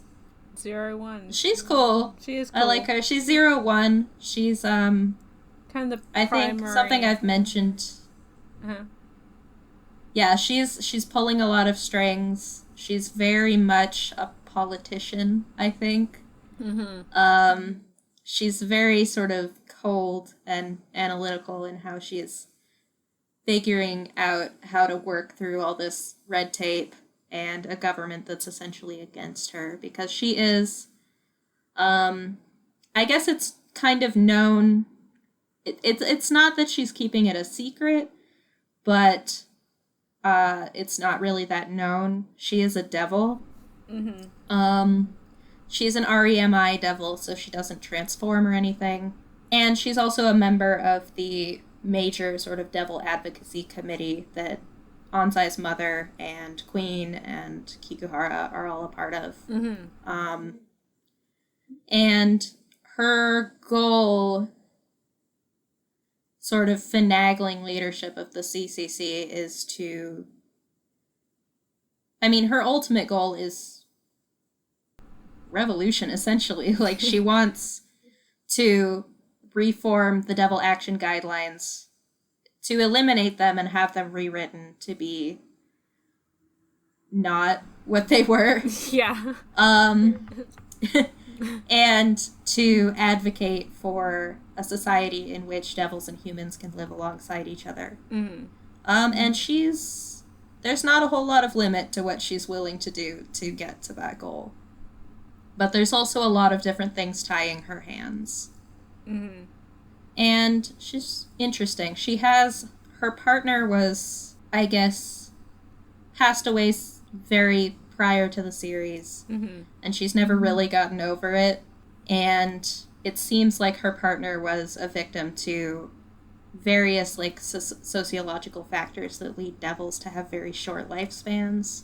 She's cool. I like her. I think it's interesting that she's kind of more out as a lesbian than she is as a devil. Yeah. That's another interesting juxtaposition. And that ties in so much to, like, again, these themes of identity, of, like, who you present yourself as, and what's, like, I guess, deemed safe to present yourself as, and what parts of yourself do you keep from other people or keep from society at large because of the perception of that aspect of yourself, or the perception of the fear behind it, or whatever else. It is really, I think it just ties very well into Shirase in particular, that, like, shows off very well, but all of these characters have elements of that, of the things they are open about and willing to show off, and then the things that they feel they can't tell people about, or they don't want people to know.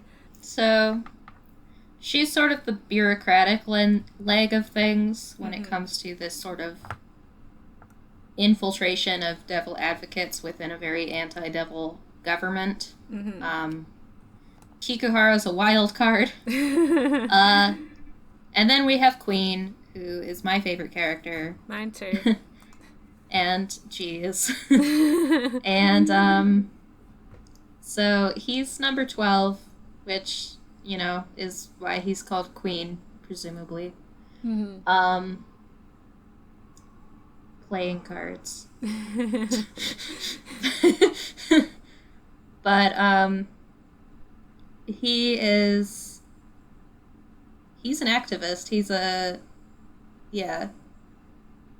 was a military doctor in the Congo, which they keep switching between actually calling it the Congo and calling it a certain country, which is kind of weird. But he was in the Congo, in a war zone, working in a field hospital there. And essentially his first real contact with devils came through a group of mercenaries who were hired to guard the hospital, which was an entire squad of REMI devils. Yes. Most primarily their squad leader, very handsome man named Eka. And they sort of get to know each other throughout their working at the hospital, and it's very sweet. But this devil squad also works to protect a nearby devil, what would you say, like a settlement? It's not really a settlement. It's village. Like a village, town, little area. Fugitive town, essentially. The location of this town is secret because there's a lot of different forces around the world that are currently looking into devils in Africa in particular for their own reasons. So it's highly, like, top secret about this, the existence of this settlement. And Eka and his squad are working to protect them. And there ends up being an infiltration by the CIA, which includes a renegade doctor from Japan who was fired for trying to perform illegal experiments on devils, transplanting their organs between humans and devils. Yeah. Essentially. Yeah. And he ends up working with the CIA to try and smoke out this devil settlement and get access to illegal experiment subjects, basically. A very sort of violent introduction to devil oppression for Kanzaki, who later becomes queen. Kanzaki's real name. And then we also see, of course, the budding romance between him and Eka. And Eka's entire squad are still working for him, years later in Japan. So he's very militant. He's doesn't have a lot of faith in bureaucracy. Which we can all understand. That's... yeah, same. He's, and he has, an armed squad of mercenaries working for him. So he's here to put those to use.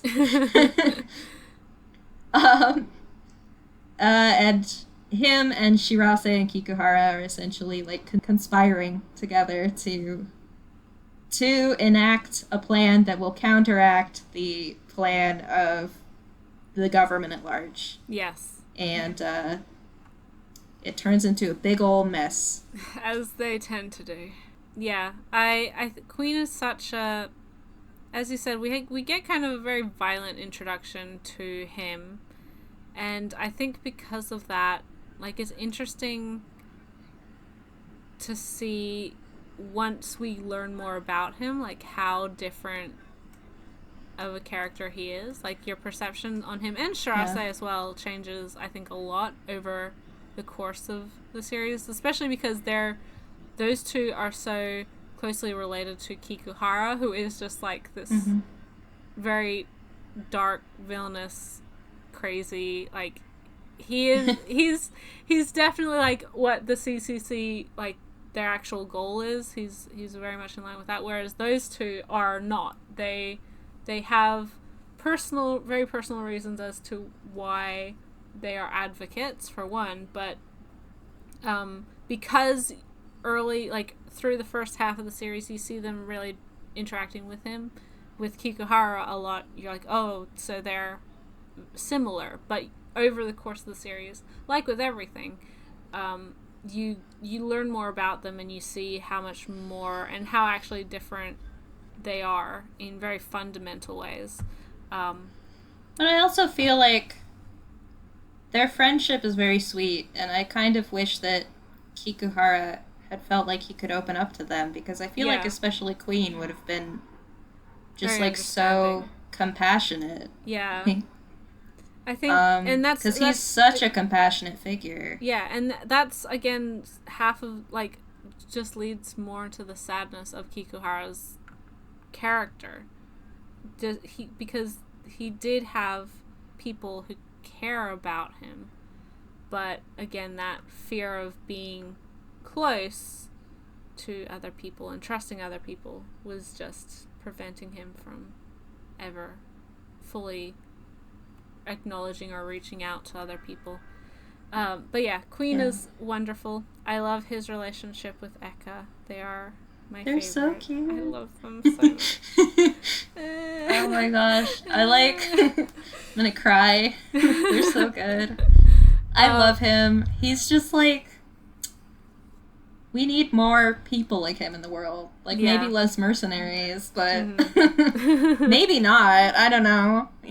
Yeah, I think... The way the world's going. And I think that, again, when we're talking about, like, communication and consent, those two are, like, the pinnacle the pinnacle of like what it means Yeah. to be in a communicative relationship and compassionate towards each other and caring, and I guess not taking into account both of your needs, like both partners with equal importance. It's just so done so well. I love them so much. And as Ray mentioned, Queen Kanzaki is asexual. He's also, I believe, non-binary.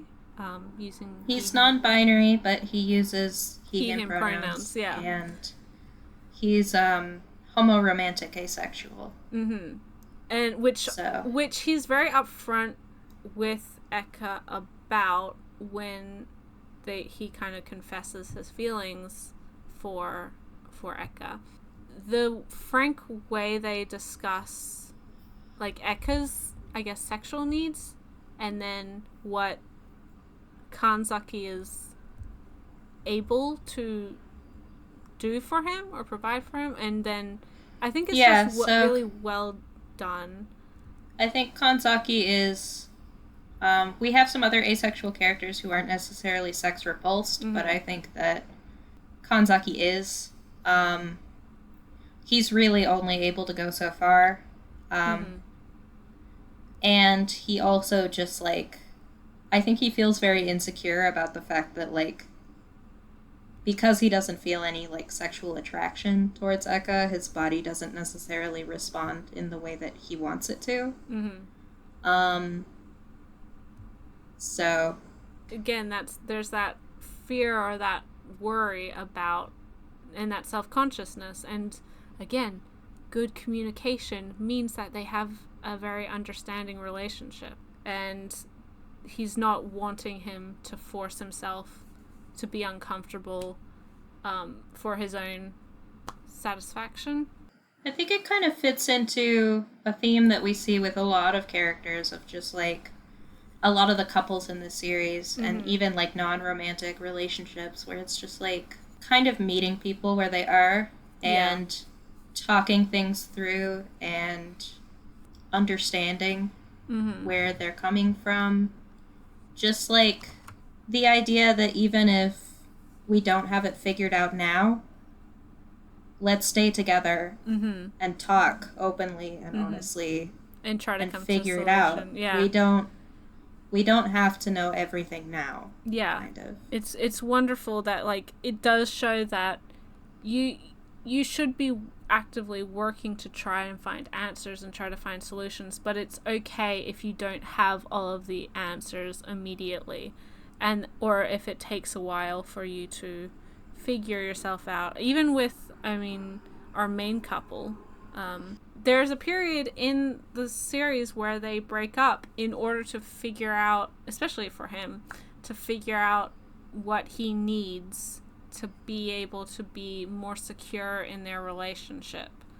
And I think that's really, again, not something you see a whole lot of when, especially when we're talking about like romance in media in general. I think that like it's kind of a cliche of like, oh, we need some space. You get that like breakdown of relationships, but it's not often that you see that couple take that space and it not just be an excuse for them to break up and, you know, go their separate ways, but to actually reassess things and see what they want, what they need.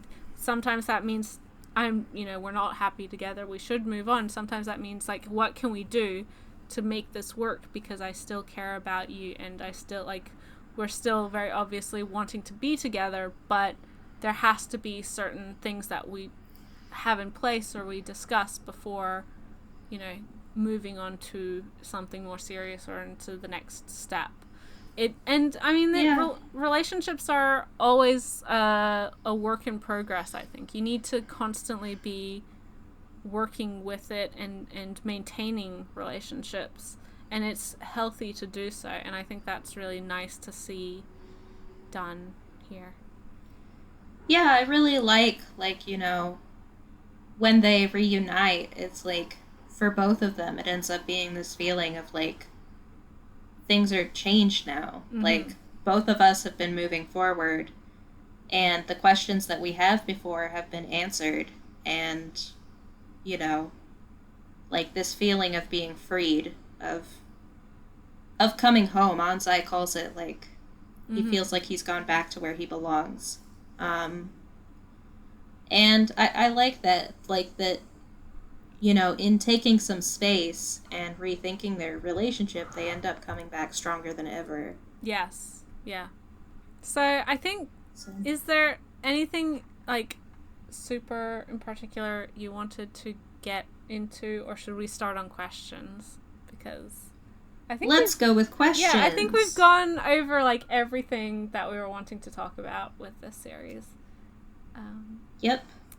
We, you know, I don't think that a ton of people have read this series, so we've just got some questions from one person. Yeah. Yep, Justy Hooked. Used to be a Meskio J, I believe. And his adorable guinea pig that I always see pictures of, and it always makes me happy. His first question is, are you excited for Hanada's new manga? Or mangas if there's multiple. Her current manga is Blackguard. Is that what it's called? Something along those lines. Yep. I know nothing about it. I've seen the main character because I follow her Twitter. But he is a very edgy looking Pepe Le Pew. Yes. But I would really like to read it. I think people know I'm not one for reading scans, so that's not really an option I'm willing to do, but I do hope that it gets licensed, if not in physical, at least digitally, maybe somewhere, because I would like to read it. Hanada's kind of proven to me that she can write a really interesting, consistent story, very compelling story, very, emotionally genuine, and I'd like to see more from her, because I like when mangaka can do that. Yeah. Yep, I'm interested in it. I think the first volume just came out a couple months ago or something. So I should probably get that, but I keep forgetting. Let me know how it is. Yeah. It'd take me a while, because political thrillers are hard. Yeah. At my level. Devil's Line was hard whenever I was reading that one. I can imagine. Oh, for those who, like me, follow the English release, it has, as I mentioned earlier, all of Devil's Line has been put out in print by Vertical. There's 14 volumes. The 13th volume is kind of the end of the main story. The 14th volume is side story, epilogue stuff. So check it out. It's still in print. It's very, very good. And also the last 2-ish volumes, maybe a little bit more, are on Crunchyroll, because it was simulpubbed there by Kodansha. So yep. Yeah. And y'all slept on it. You did. The digital volumes are lately they've been constantly on sale as well, with everything happening. Kodansha's been doing a lot of digital sales, so keep an eye on that as well. Check out at least the first volume. It's only 99 cents. What you can't lose. Even if you don't like it, you can be like, well, I tried it. Justy's next question is, which couple was your favorite, since it's a big highlight in Devil's Line? His is Sawazaki and Jill. Good choice. Good taste. They're good. I love them all. Eka and Kanzaki are wonderful. They're probably my favorite, but I mean, Sawazaki and Jill are great. I think they have a really realistic... all of these characters have very realistic relationships. They don't feel like they're being forced into pairing off. They don't feel like contrived. They feel like how people actually meet each other and, you know, grow closer to each other.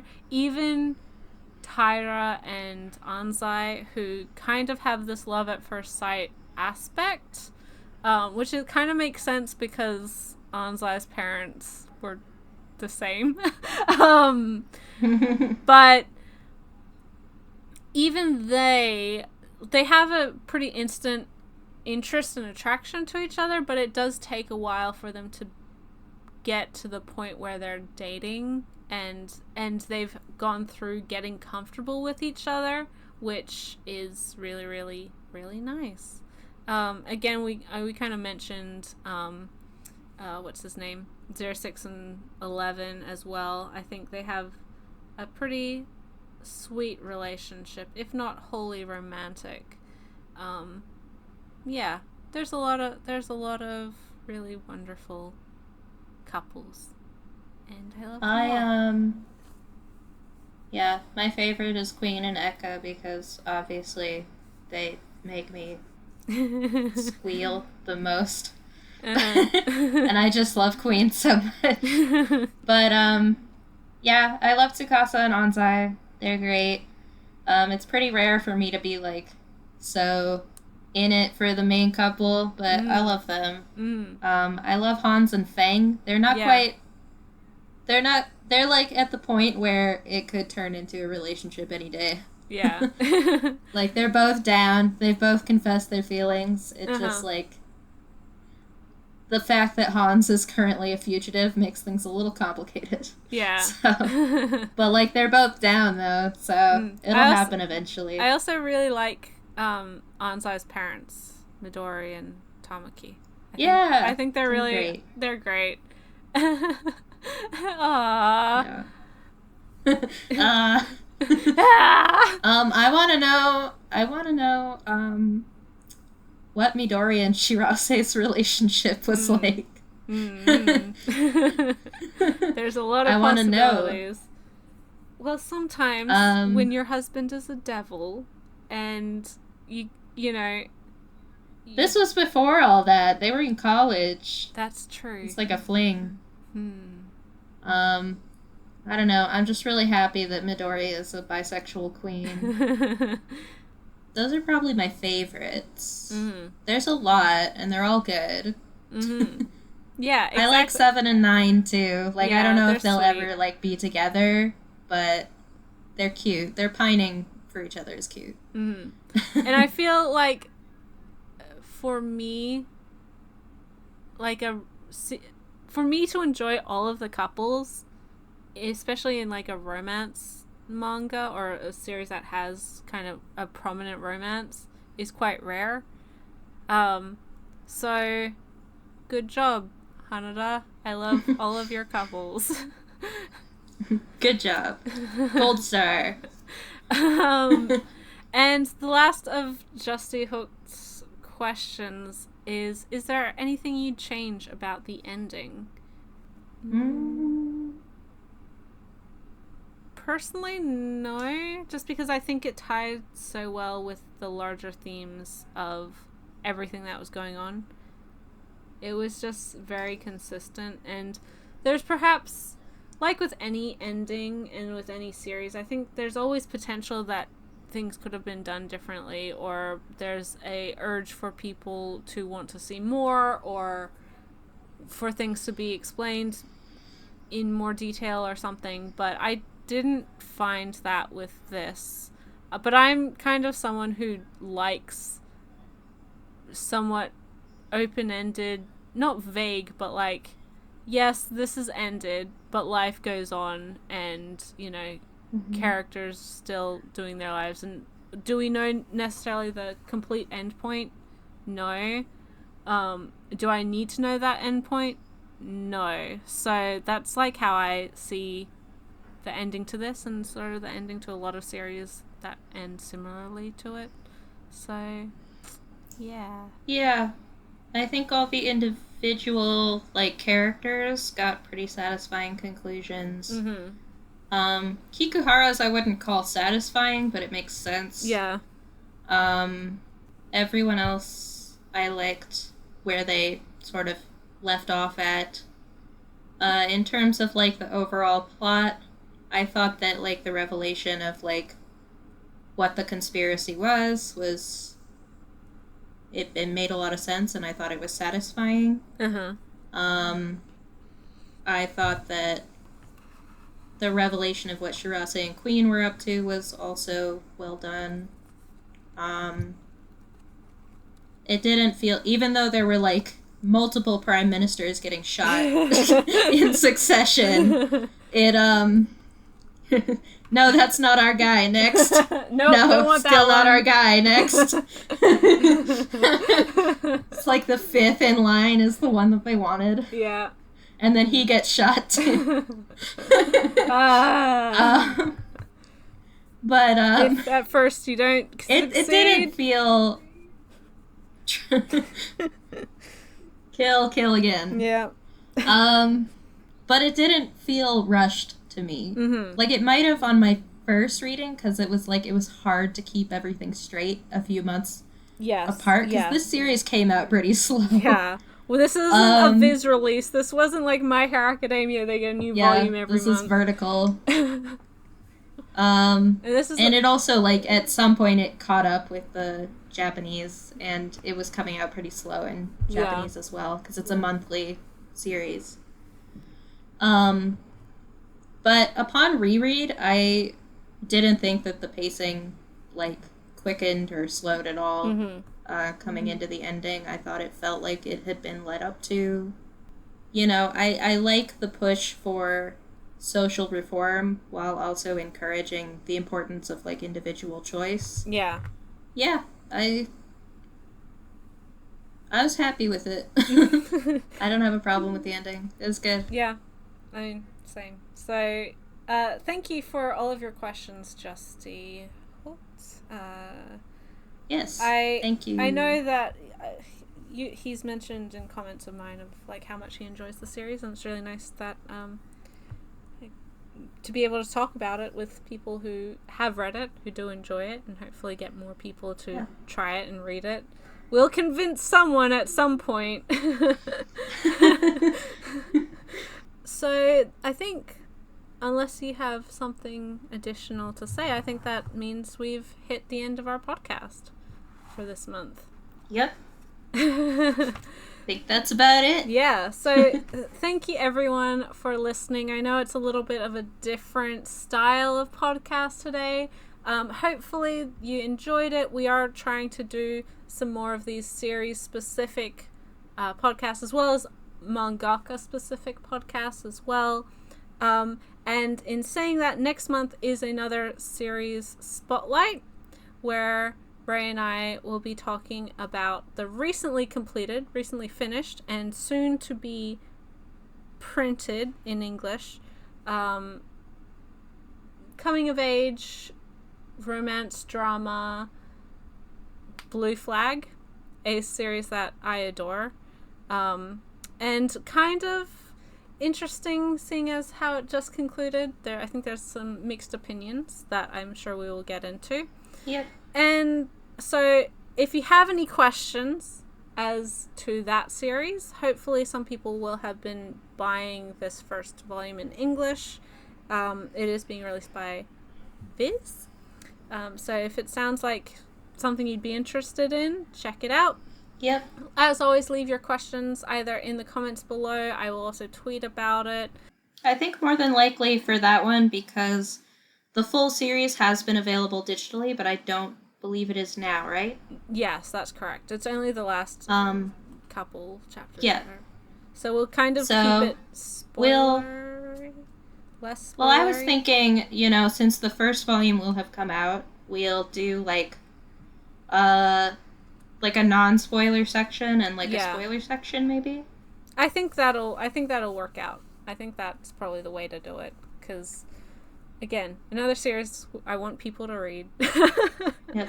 So feel free to ask questions about the first volume or about the series as a whole if you've been following it digitally.